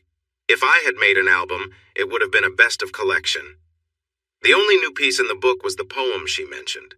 Amy found it in an old journal of mine and urged me to refine it and include it. It caused a bit of a stir locally. Many people thought I was admitting to having an affair. Others believed it was about Amy's supposed affair. When I declined to discuss the poem in interviews, Amy stepped in and told the local paper that both ideas were true, but it was written about us finding each other before we were married. It was crafted in a way that only poets and clever songwriters could manage. Words Sing to Me, the title, came from the poem of the same name. To my surprise, it received great reviews, especially from my friends at the New Yorker. What really brought attention to it was when Oprah Winfrey featured it in her book club and praised it on her show. It landed on the Sales Times bestseller list for 4 weeks before fading from view. I was stunned at how well it did. I participated in some interviews, mostly with PBS and morning shows. It was not my favorite experience. After about 18 months, it started to lose steam, and I happily returned to my normal life. Cece brought me back to the moment. It's about us, isn't it? The poem, I mean. Of course. Did you read the rest of the book? It sat on my nightstand for months. During that time, I sensed my marriage was ending, and a friend gave it to me. Her daughter had damaged the cover, otherwise I would have recognized it was from you. She said it was a comforting book and thought I would benefit from it. I always felt a connection to you, like parts of your story were meant for me. If my daughter hadn't told me about you, I would never have realized who you were. Why didn't you say anything? Why would I? It would feel like showing off. Look, the biker is doing well. Aren't you proud? It's been almost 30 years. We don't really know each other anymore. Looking back, I'm not sure I knew you back then. And you almost ruined us. I still have mixed feelings about you. When I showed Amy your picture last night, she got very quiet. I woke up around 3 this morning and she wasn't in bed. She was on the sofa, crying. It's been 30 years and she still grieves for you. I could hear soft cries, a faint, "I'm sorry." It was hurtful the way you left us. Amy fell into a deep sadness. She should have gotten help, but back then we didn't know how to ask. We were broken. It went from being a happy family to just pieces of a shattered whole. Amy left too. She was gone for 8 weeks before she came back. It took a long time for us to find happiness again, but we did work through it. I need to call her and apologize. I'll do it today. She was crying hard and struggling to speak. No! I nearly shouted. I took a few deep breaths to calm down. I'm sorry, Cece. I didn't mean to raise my voice. You don't know her anymore. She's much more delicate now. The last few years have been tough on her, but she's just started to act normal again. I don't want to hurt her feelings. Are you still in town? Good. I'll clear my schedule for today. Let's meet for lunch. You pick the place, and I'll update you on our lives since we last met. Red Lobster? Sure, that works. Be there at 1. Bye. I sat quietly, looking at my favorite picture of Amy. Amy was really struggling. She didn't go to class for a week. Our friends supported her, and we finally convinced her to return by saying we would tell her mother about her scholarship. Even then, she just went through the motions, but it was enough for her to pass her classes. We spent about a week just comforting each other. Then she said she wanted to sleep alone for a while and moved into the spare bedroom. I think it was because even though we were close, she never shared that room with her. I was hurting too, but I saw it coming long before Amy did, and I prepared for it. I made her favorite meals, took her to places she loved, did everything I could think of. When I noticed it was the same meals and places we enjoyed together, I took her somewhere new. Cece thought museums were dull, so I took her to every museum nearby. We went to street fairs and festivals, which Cece disliked. Nothing seemed to help. I took down everything that reminded me of Cece from our home, all the photos and mementos. I packed them away and hid them in the back of my closet. I put the purple turtles in a trash bag. I wanted to get rid of them, but I just couldn't do it. They went into the closet with everything else. Nothing seemed to help.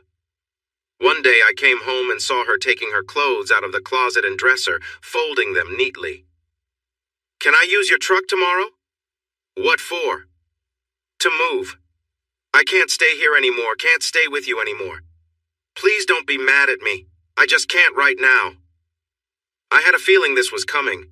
I tried hard, but it didn't work. Honestly, I felt a bit relieved. We both cared more about Cece than about each other, and without her, we started to drift apart. She moved into an apartment with another girl who was said to be a lesbian. I never knew if they were more than friends, and I never asked. When we had class together, we talked, but otherwise, we went our separate ways. I began spending more time at the Black Dog, and one night, out of boredom, I ended up with the waitress we met when we first went there. As we were together, I suddenly realized this wasn't what I wanted. It was just a casual thing, and it wasn't even good. We finished, but I think she could tell I had lost interest. She seemed a bit annoyed. There was no cuddling after. She turned away, unhappy. "I thought you would be better at this. Guess you can't live up to your reputation," she said with a sharp tone. "I thought you would be more into it. We all have to deal with life's little surprises." "Just lock the door when you leave," she added. From that point on, I ordered drinks, worried she might not be friendly afterward. For weeks, I went to class, helped others with their studies, and went to bars.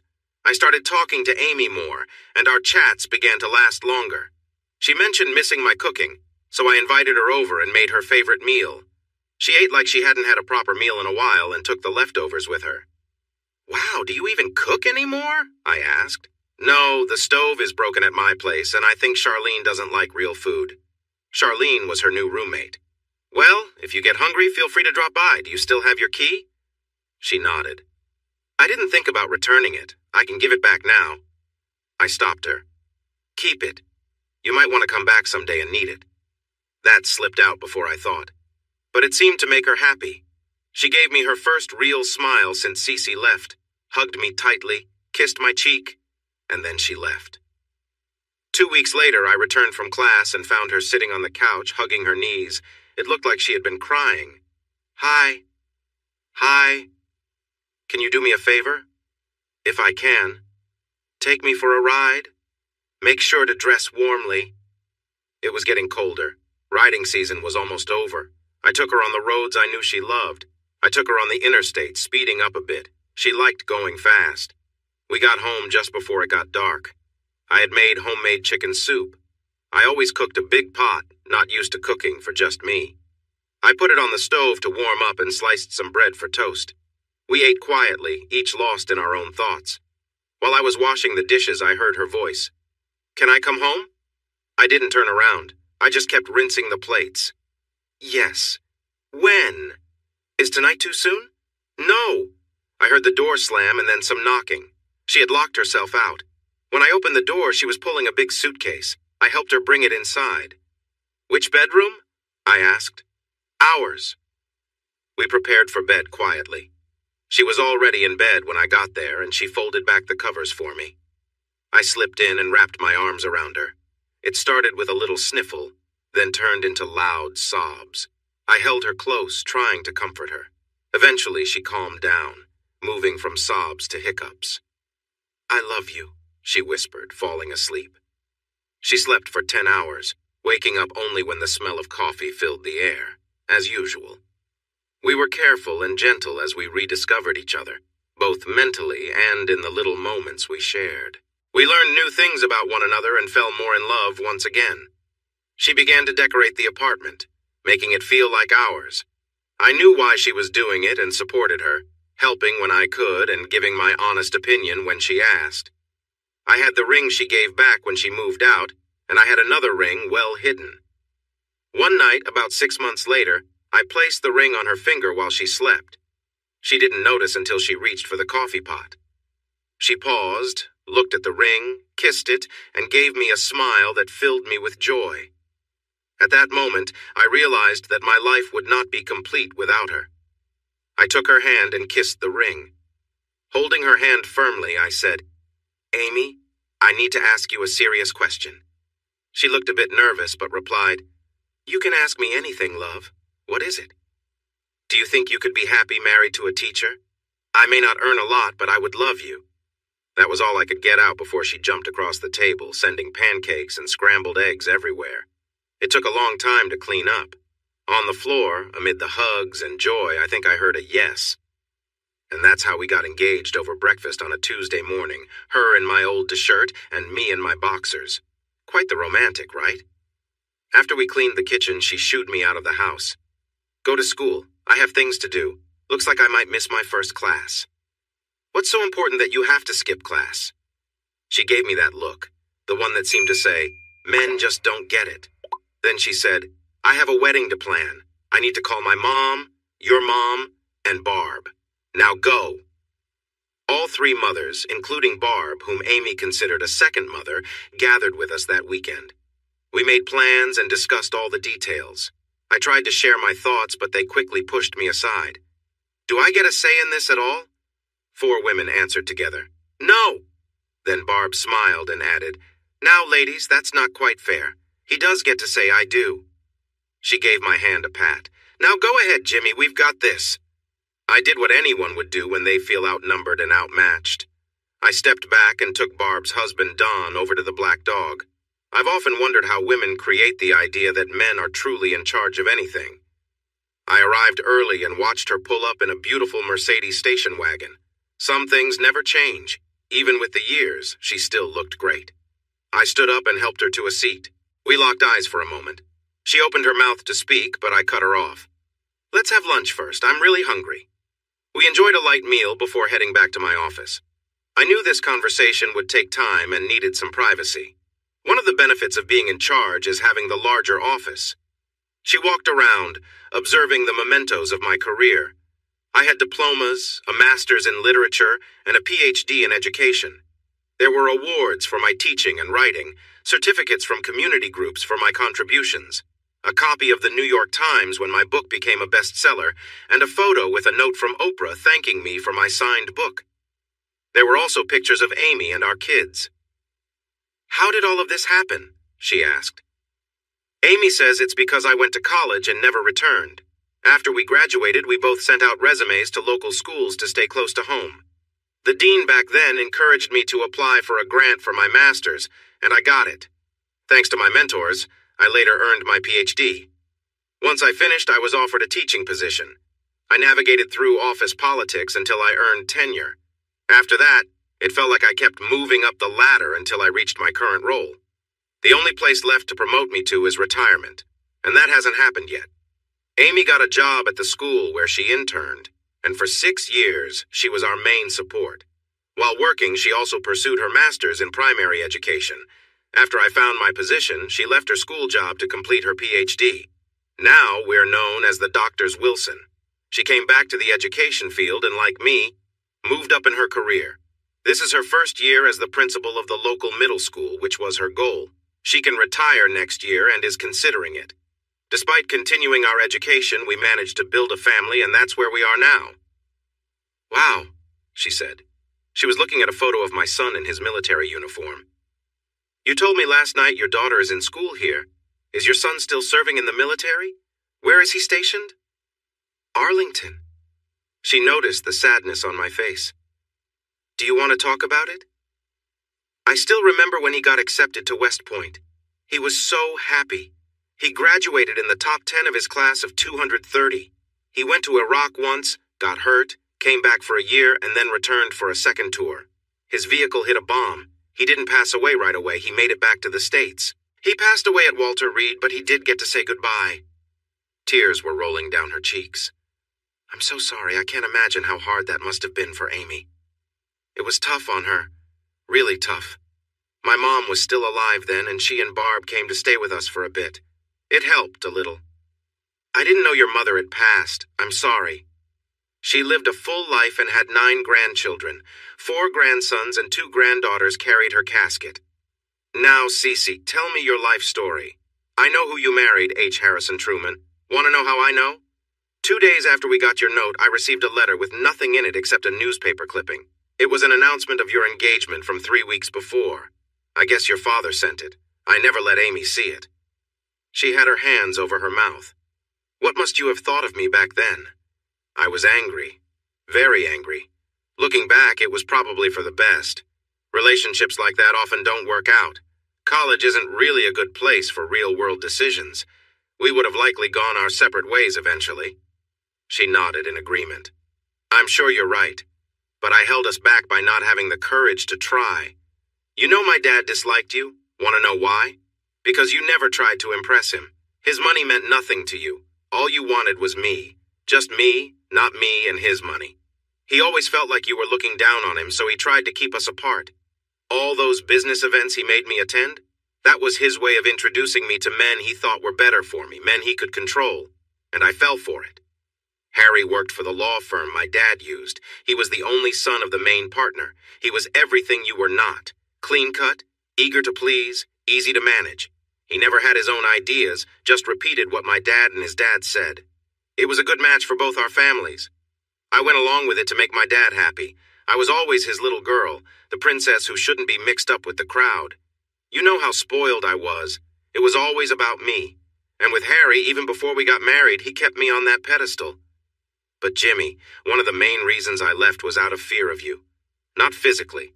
I knew you would never hurt me. Well, not unless I asked for it. Do you still have those paddles? When Amy first got her toy box, it took her some time before she showed it to Cece. Amy didn't enjoy anything that hurt, so she didn't use the paddles. But Cece saw them and became very interested. One night, after a few drinks, Amy decided to try something new.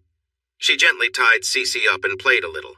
They both enjoyed it, and it became part of what they did together. I smiled, remembering the first time Amy brought me into one of their sessions. Afterward, she asked us both to help put lotion on her skin and give it a kiss to make it feel better. We kept her tied up for a while, and between our time together and the toys, she was quite happy for hours. I was afraid of you because you were the one person I could never really control. You were kind to me and put up with a lot just because you cared, but there was a line you wouldn't cross. With Harry, I was in control. If I wanted some intimacy, I would say so, and if I didn't, there were no complaints. You would sometimes come home, take my arm, and bring me to the bedroom. Other times, you'd just take me wherever we were. I loved it, but it also made me anxious. But, you know, I could handle the intimacy. It was real life that got to me. You were very patient with my personal issues, but if I was unkind to Amy or treated others poorly, you were on me right away. There was no leniency. I knew you were right, but I didn't like it. With Harry, if I said something needed to happen, it would happen. The only time I ever lost control was when we moved to Florida and I had to get my tattoo removed. My dad had a hand in that too. I think being closer to you made him uneasy. He nearly had a heart attack when Harry told him about the tattoo. The tattoo. It was probably the wildest thing I ever talked her into. One of Amy's friends, who was studying art and worked at a tattoo shop, designed it for us. Amy wanted to have a permanent symbol of love that connected us, so she created a big C with an A inside and a J linked to the A. Amy said the letters twisted together to show the bond of our love. Mine was on my left shoulder, while theirs were on a spot that would only be seen if they were changing. They both promised that I would be the only one to ever see them. So he erased all signs of that wild time in my life. I took off my jacket and unbuttoned my shirt, pulling my sleeve down to show her my tattoo. It's a bit faded, but still there.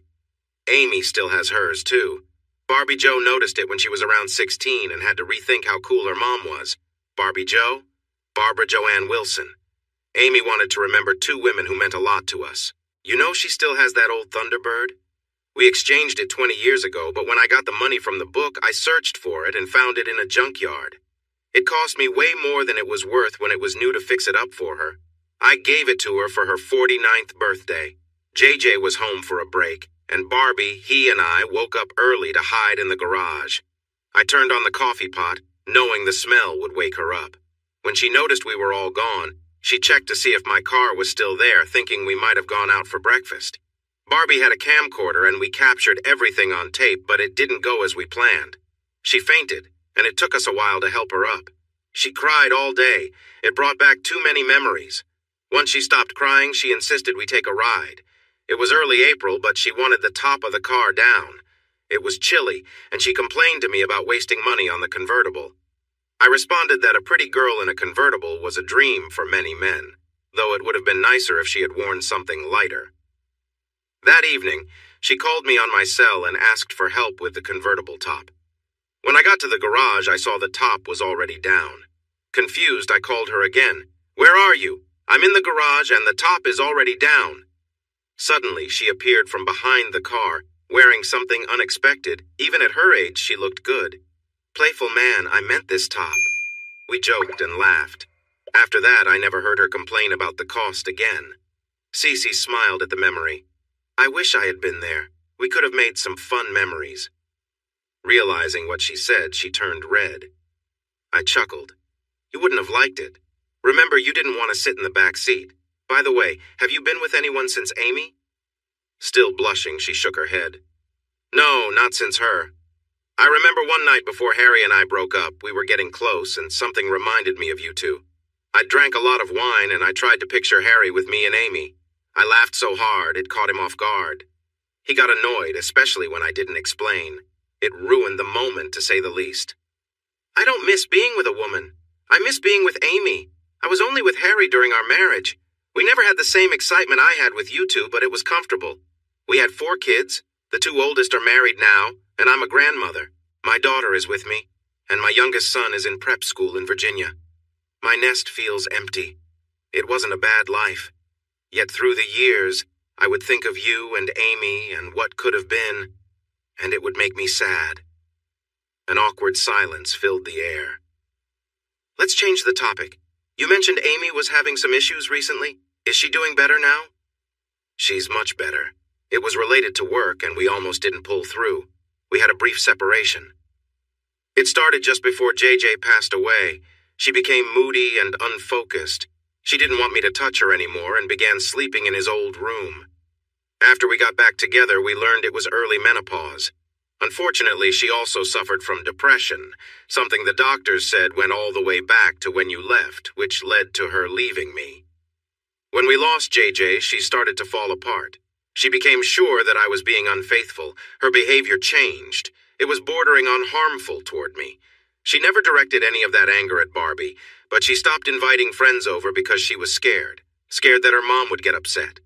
Things got so tough that Barbie spent the summer with Barb. I was relieved when it all reached a breaking point. I was working part-time at the Black Dog. Amy was on summer break, and I had taken some time off to be with her. I got that job mainly to get away from home. One night, I had to kick out a drunk customer, and later that night, he and 2 of his friends attacked me. Maybe I was slower than I used to be because they really hurt me. I had a hurt jaw and a hurt shoulder. I spent the night in the emergency room. I tried calling, friends tried calling, even the police called, but she never answered. I finally got home at 6 in the morning. She wasn't there. I was heavily medicated, so I just collapsed onto my bed. 4 hours later, I woke up to Amy yelling at me. She thought I had been with another woman and had gone out searching for me.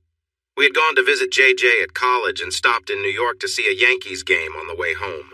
Barbie had gotten a little wooden bat as a souvenir. She grabbed it and started hitting me with it. She broke my nose and hurt my face. In the struggle, I got the bat and pushed her away. For a moment, she seemed to realize what was happening. She covered her mouth and ran out of the room. I was in a lot of pain, but I didn't want to call for help and explain what had happened. Do you remember Todd, the officer? He married Flower later on. He was in charge of detectives at that time, but now he's retired. I called him, and when he saw me, he took me back to the emergency room. I ended up staying in the hospital for 2 days. Todd found Amy wandering in the park near our home and checked on her. I had to ask for help from everyone I knew to keep her out of a mental health facility because it would have ruined her job. The agreement was that she would get help immediately. I had no choice. I filed for legal separation and insisted she meet me at the lawyer's office. I asked Todd to make sure she had a lawyer to protect her interests. It was a really tough experience. She was crying and pleading for forgiveness. I knelt down to get her to focus. Amy, look at me. We need to do this. Your lawyer will go over everything, but this is necessary. The separation will last for 12 weeks, and we can only communicate through email. You must have a medical checkup and a mental health evaluation. You'll see any recommended specialists as soon as you can. I will get updates every week, and if you refuse to follow your doctor's advice, it could lead to divorce. Remember, please don't try to contact me except by email. I care about you, Amy, but I'm scared to be with you right now. Her mom came to stay with her. Flower and a few of her closest friends took turns visiting her home to help her mom out. I didn't receive an email the first week. I called my lawyer on the Tuesday of the next week to start the divorce, but he suggested I wait until Friday while he looked into things. On Friday morning, I got a message from her apologizing for being late in responding. She had been to our doctor and 2 specialists. The following week brought 3 emails. One was from a specialist helping her with menopause, another for depression. She mentioned she was taking medication, 3 new prescriptions. The third message was directly from Amy. She apologized for how she treated me and asked for the time she needed in her recovery. She also said she loved me. In the next 3 weeks, her messages were more positive, saying how much better she felt, but they always ended with an apology. I began to feel hopeful. Her doctors were sharing good news, and her friends told me she would smile more often. Her emails got longer and felt more personal, filled with memories of happier times. Barbie Joe returned and supported what I had been hearing. Then, in the 9th week, she came to me in tears with a handwritten note from her mom. I still keep that note. Dear husband, I know we agreed to only communicate through email, but this message is too personal. Please forgive me for this, but I think you will understand once you read it. One of my doctors found something unusual in my blood work and scheduled more tests. I met with him last Friday and struggled over how to tell you, but I feel you need to know, and I have a favor to ask. My thyroid isn't working correctly. The doctor can explain it better than I can if you speak with him. This issue caused my early menopause and is upsetting my hormones. I need surgery to address it, and it is planned for next Thursday. Now, the favor. While the surgery itself isn't life-threatening, the doctors found a growth that must be removed. It is near my vocal cords. The surgeon is confident he can take it all out, but there's a chance I might lose my ability to speak. In the spirit of the love we've shared, I'm asking you to be with me before the surgery. I want the chance to tell you that I love you one more time, just in case. Please, Jimmy, I'm asking you. Amy. I cried as I remembered. She didn't say a word, just hugged me tightly. Of course, I went home right away. There were many tears, and Amy tried to express everything she wanted me to know. We talked for hours. On the morning we were headed to the hospital, she handed me a packet saying it was just in case. I opened it months later. It was a CD of her voice. She had recorded a message for every day of the year, including holidays. I had one of my assistants help me program it into my computer. Every morning when I log on, this is what I hear. I opened my laptop. Amy's voice played right away. Good morning, honey. It's September 10th. I just wanted to tell you I love you. Have a great day. Every time I hear her, I feel so lucky. On the day of the surgery, I was really anxious. Amy tried to calm me, but when the surgeon asked me to sign the forms, I almost lost it. The surgery was a lot more serious than she let on. I held her hand while they gave her the medicine to make her sleepy. She kept saying, I love you, until she drifted off. The surgery was supposed to be quick, but it stretched to 3 hours. I thought I would go crazy waiting. When it was finally over and the doctor said she was okay and would be able to talk, I broke down. Barb comforted me, letting me release everything. Amy was still alive, pushing 70 but still strong. Before the surgery, Amy spent her time talking to everyone she could. She spoke to Barb for hours. This was too big to keep secret, and when people realized she might be saying goodbye, they rushed to the hospital. Our school and college communities are close-knit. Everyone loved Amy. The waiting room overflowed. When they moved her to a room, it looked like a garden filled with flowers. I stayed by her side for 11 hours, holding her hand, wanting to be there when she woke up. I dozed off and woke up to see her looking at me, her small hands holding mine. Then I heard the most beautiful sound. It was weak, but I understood every word. Hi, honey, I love you. Will you come home now? We didn't recover overnight. She had her own counselor, and we also saw a marriage counselor together. For most of our lives, we packed our time with school, kids' activities, and work. We loved each other, but rarely had the chance to show it. We quickly changed that. She still sees her counselor twice a month. So, Cece, that's where we are now. If you want to be part of our lives again, it's going to take time.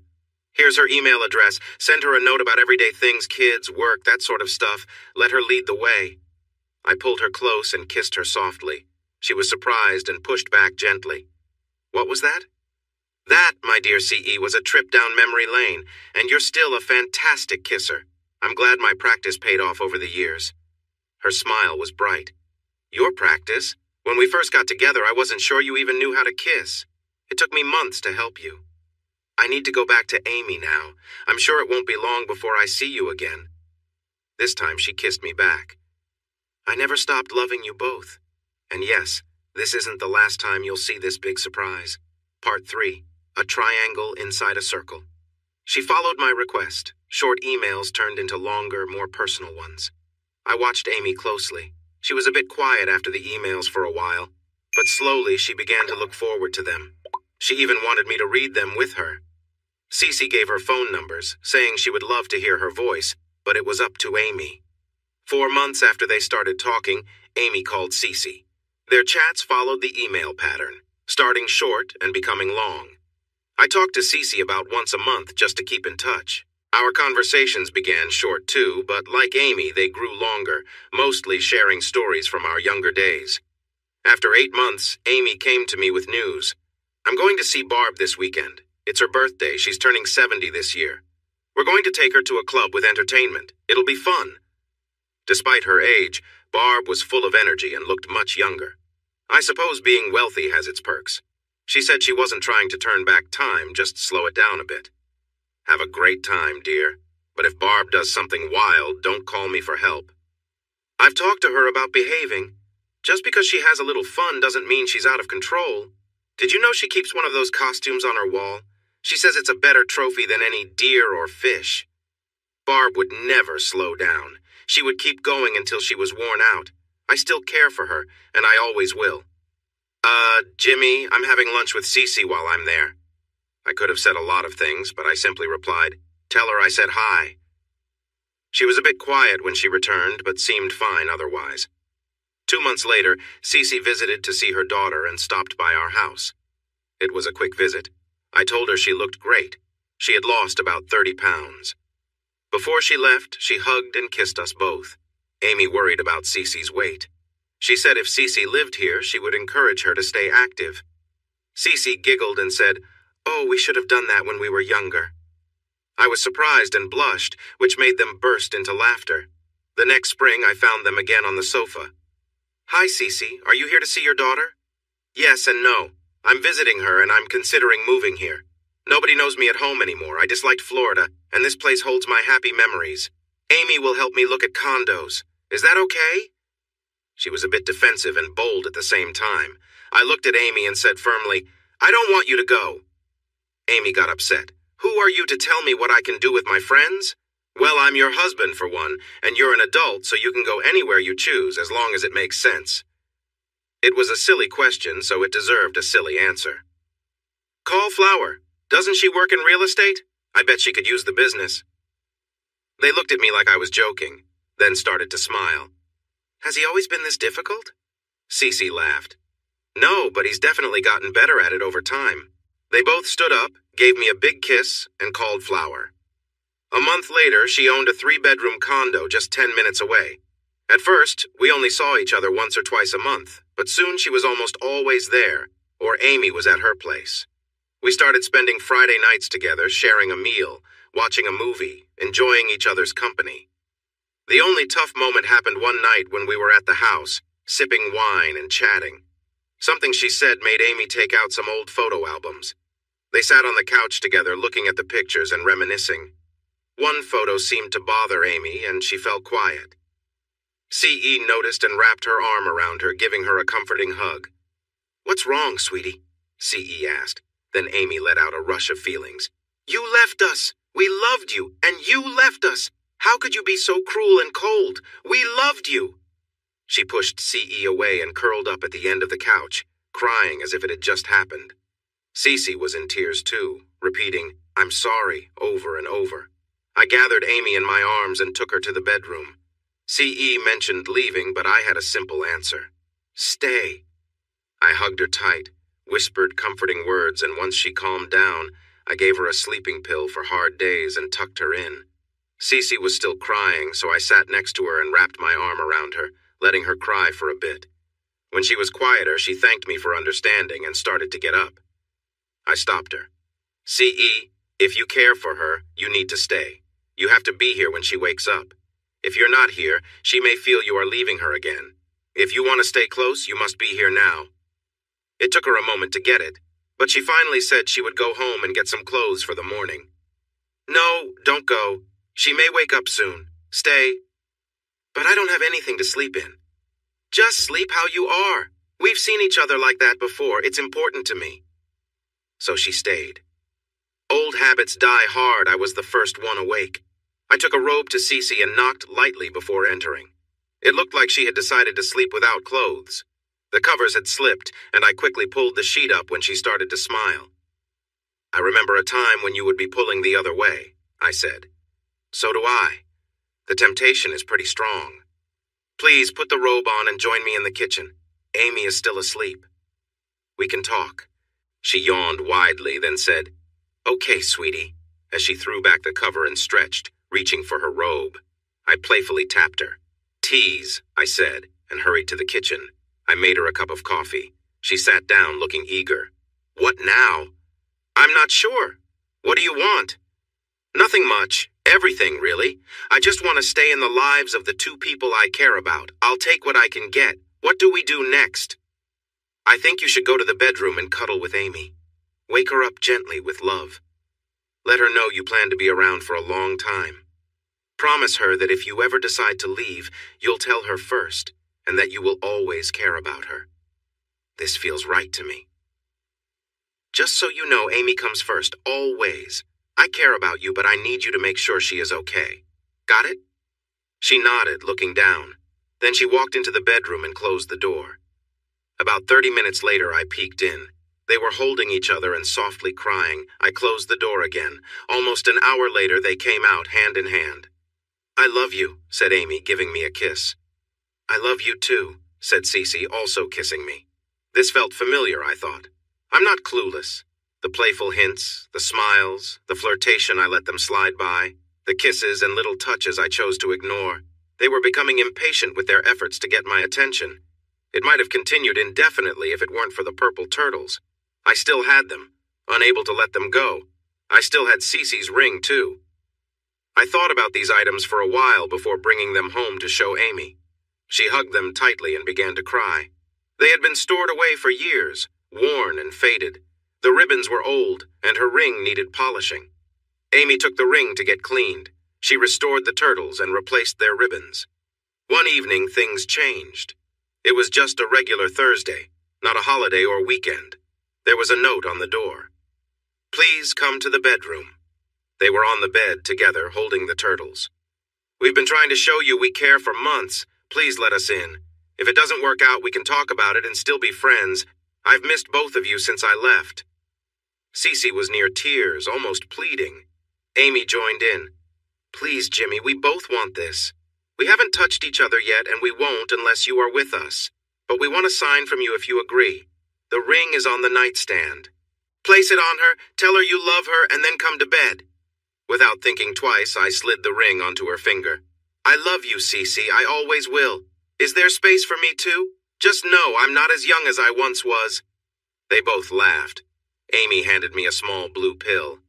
"I've done something silly, Jimmy." I told our doctor a little fib, saying you were having some minor issues. He gave me a pack of 3 pills. I hope that lasts until Monday. They were both pulling at my clothes. As I lay between them, I smiled. Here we were, 3 parts of a lovely triangle surrounded by a circle of friendship. Would we last? Who knows? But we would care for each other as long as we could with all our hearts. Leaning on my cane, I looked down from the mountain into town. My home for over 60 years. My daughters respected my privacy, waiting patiently by the car. Only one is my biological daughter, Barbara Joanne. The other is my stepdaughter, Amy. They bring me out once a month for a short visit. It makes them sad to know they won't have to do it much longer. I am 83 years old now, living in a small apartment at an assisted living center. They bring me my meals and check on me from time to time just to be sure I'm okay. It's nice, but it doesn't feel like home. It feels like a waiting place, reminding me of an old British sitcom called Waiting for God. It won't be long now, I welcome it. The mix of medications I'm on dulls the pain, but it gives me peace and time to remember. I still clearly remember the first night we welcomed Cece back into our lives. It was slow and careful, exploring and appreciating what we had once shared. It wasn't the passionate nights of youth, but it was mature love with all its layers. Thanks to the pill Amy got me, I felt up to the moment. Like always, I was up first to make coffee. Amy followed closely behind me, and as we sat sipping our coffee and thinking about our new life, Cece made her way to the table. After a second cup when everyone was awake, I asked the obvious question. What now? Amy took charge. Cece was about to learn she wasn't the only one involved anymore. First, we need to reconnect. You're not just moving in, Cece. We still need to get comfortable with each other physically. Emotionally, there are some feelings left over from our breakup, especially between you and me. Jimmy can tell you that I have my own matters to resolve that don't involve you. So we'll talk, and then we'll talk some more, and we'll keep caring for each other. Another moment of silence followed. Then Cece surprised us with a suggestion. Can I at least buy us a bigger bed? Laughter filled the room just like old times. I still had to go to work, so off I went while the girls made plans for our new lives together. When I returned home that night, we had a new bedroom set that included the biggest bed I had ever seen. At least Amy wouldn't feel too warm now. We took our time. Cece stayed with us about every other night for 2 months before moving in permanently. Our routine was back on track, except now when I slept alone, it was at her condo just for a while to give them some space for their own connection. Cece and Amy thought it was a good idea and returned the favor. The only downside was I still needed to make breakfast, so I had to get up early and wake them up. Amy and Cece would handle dinner, and they often joined me for lunch. We took turns doing the dishes, but Cece was always a bit slow. I jokingly threatened to put the dirty dishes in her bed when she slept alone, which helped her speed up. Was everything perfect? No. Amy was stronger than before, and Cece was still a bit spoiled, so they sometimes clashed. Cece got upset and stayed away for a week, and Amy wouldn't let her come back the next week. I had enough and brought Cece home, sat them both on the couch, and warned them that if they didn't make up, I would treat them like children. They made up, and Cece joked about wanting a little punishment too. Amy insisted she deserved one as well. That made for an interesting reconciliation. Amy had left her job at the school, and Cece had never worked, so they started looking for activities to fill their time. They began volunteering, both together and apart. They became well known around town and at the college. Barb passed away 2 years after we reunited at the age of 74. I was one of her pallbearers, along with 2 of her grandsons. Barb had come to terms with Cece, offering her a guarded friendship, though she never loved her like she loved Amy. Our daughter and Amy rode in the family limo while Cece and I followed. In her will, she left me all the love she could give, which meant more to me than money. She gave Amy the jewelry from Joanne and a small amount of money to be spent on fun things. Barbie Jo, referred to as her first granddaughter, received a 10% share in the Ford dealership, which Barb had helped grow into the largest in the Southeast. The rest of her estate went to her husband Todd and her daughter. I got a few pictures of Barb and Joanne, while Amy received the framed jewelry, which brought us both tears and smiles. 6 months later was the start of the annual event called the Barbara Jones Stripathon, where the winner was chosen based on the number of items collected. Amy, Barbie Jo, Jane, her adopted daughter, Joanne, Barb's granddaughter, and Cece hit the local bars. Cece and Jane came out on top with 2 each, while the others got one. I didn't ask questions, but kept some money ready in case they needed it. When it came to money, Cece was well off.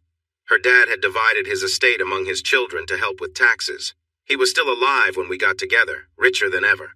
I didn't like him, but no one could deny that he was good at making money. He saw the decline of the textile market coming and sold his factories at a good price. He then invested in real estate and made another fortune before that market crashed. He was still buying properties at low prices, waiting for the market to improve. Seeing his face when Cece was on one arm and Amy was on the other made me happy. I didn't tease him too much, but the grin on my face showed him everything he didn't want to admit. Being a hometown hero didn't help things either. With money from my writing and the book, Amy and I started a scholarship program at my old high school. The program covered 2 years at community college, and if students kept up their grades, they could go for 2 more years at a regular college, ideally at Mountain State. Every year I gave a talk at the school about the importance of education and hard work. The school had a display case in the lobby next to the office that embarrassed me. It felt almost like a shrine. It had the motto, "Anything is possible," with photos of me from yearbooks, a few from my college days, and some as a professor and dean. In the middle was a big picture of me in front of my old motorcycle, wind blowing through my hair and beard. Underneath there was a copy of my book. Years passed, and the girls started suggesting I retire. I wasn't sure until we got a new president. He was ambitious and wanted to make a name for himself. By then, everyone in our community knew about my personal life. We didn't show it off, but we didn't hide it either. Honestly, no one seemed to mind. Cece's daughter got one of those small scooters that were popular. Amy tried it and loved it. Soon, both girls were shopping for scooters.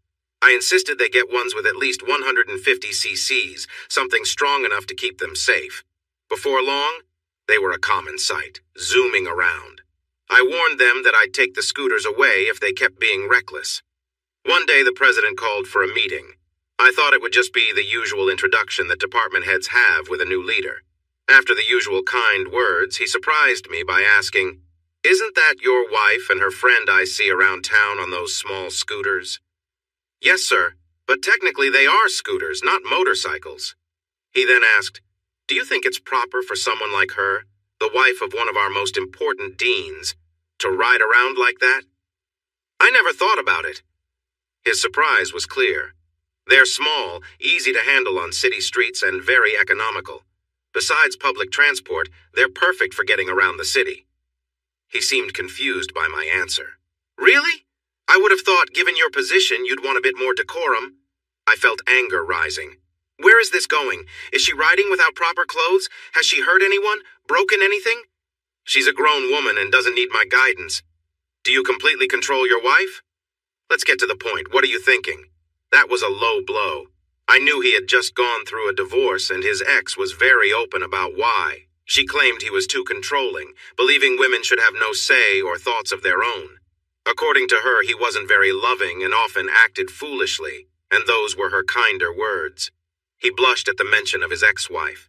"Of course, you should control your wife. And are the rumors true that you're living with another woman while still married? Not a great example for young people, don't you think?"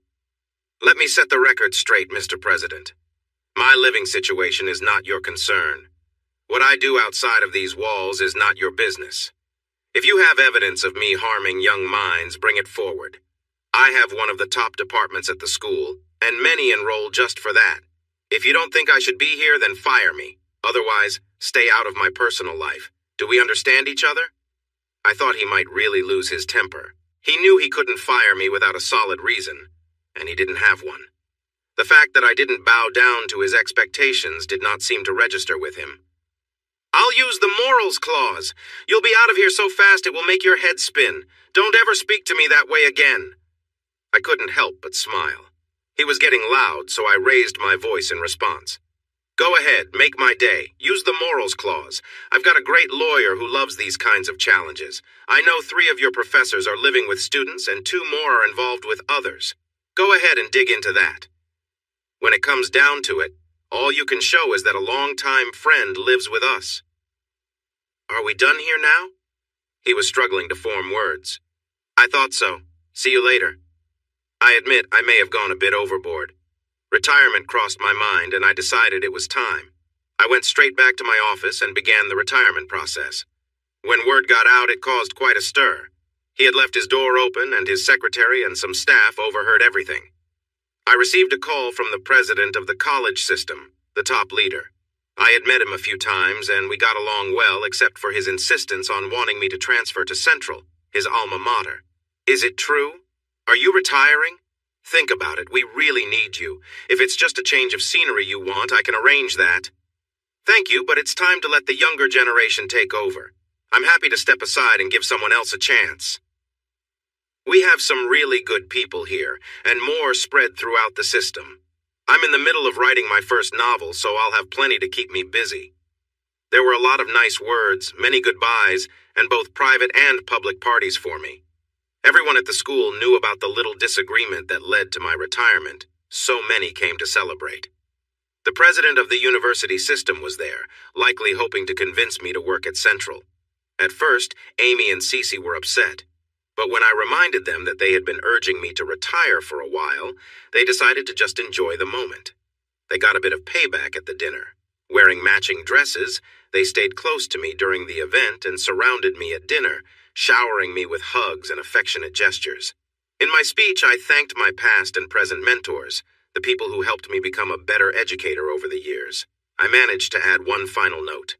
Most of all, I want to thank my wife by law, Amy, for being there for me all these years with her love and guidance, and my wife in spirit, Cecilia Morgan, for helping me grow into the person I am today.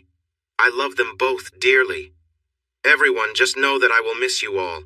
It has truly been a joy to have you as friends.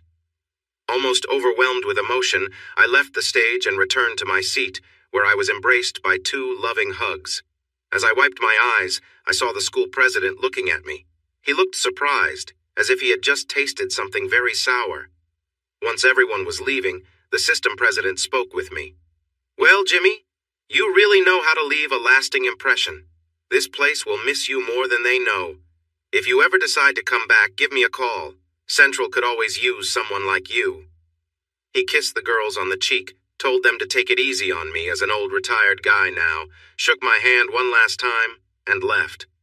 With some free time, I joined the girls in their charity work, focusing on the university. Being a bit well-known sometimes has its advantages.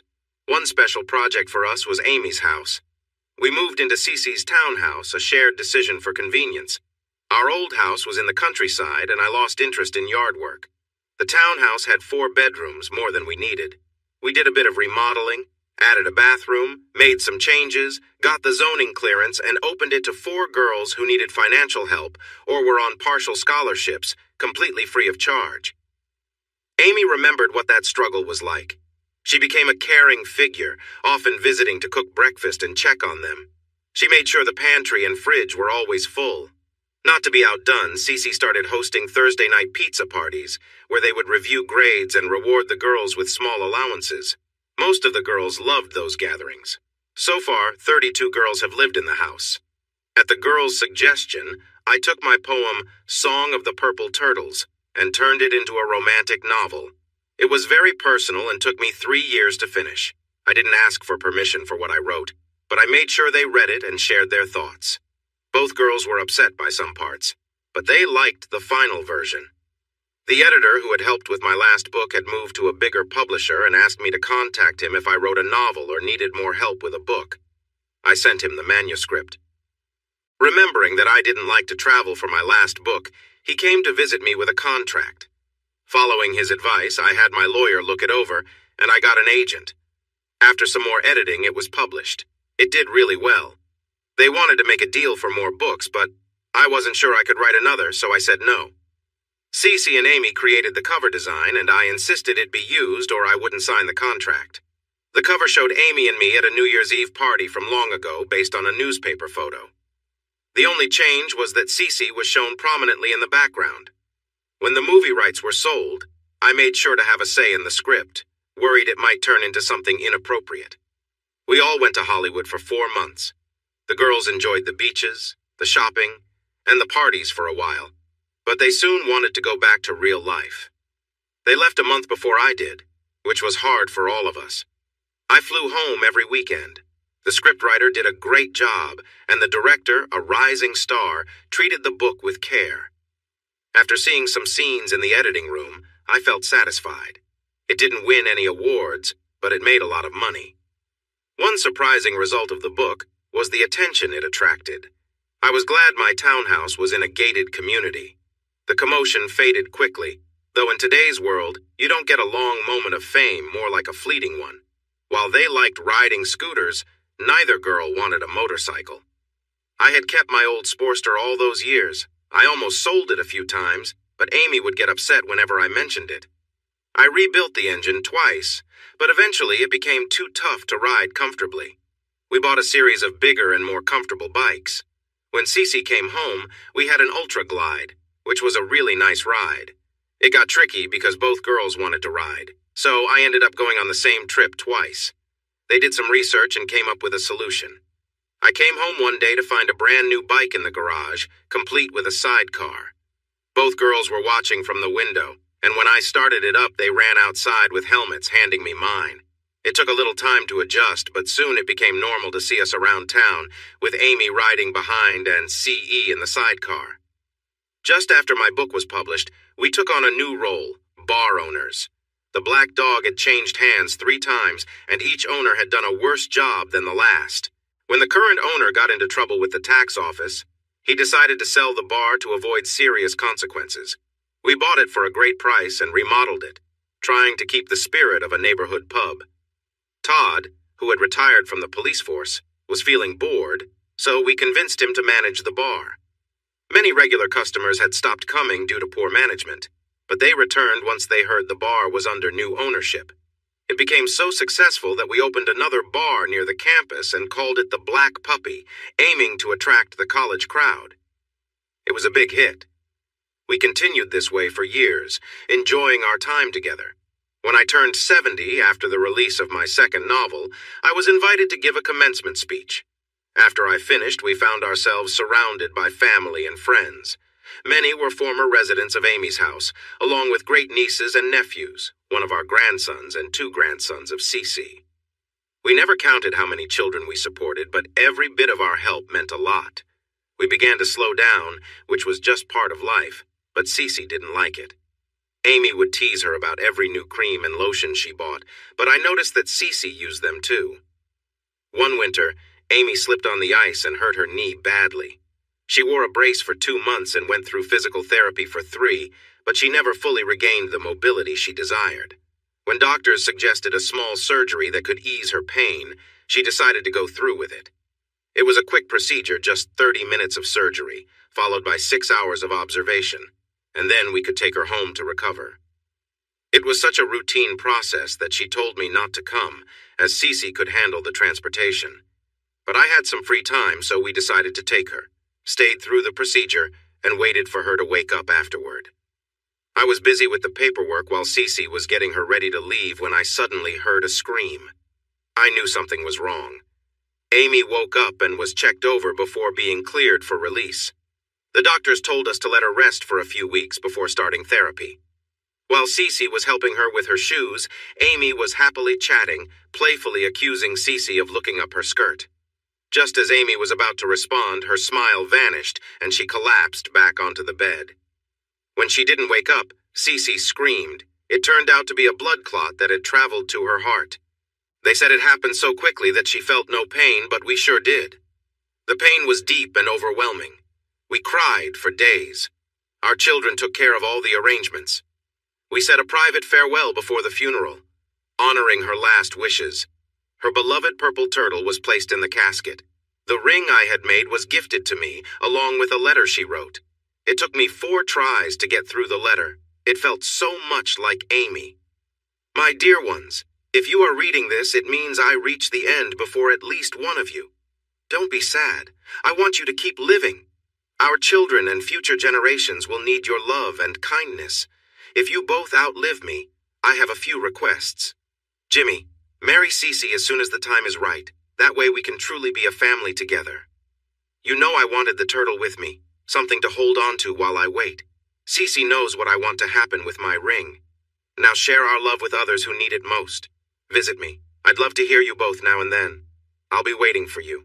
With all my love, Amy. We made it through. We shed tears and threw ourselves into our charity work and caring for each other. 9 months later, we had a small wedding.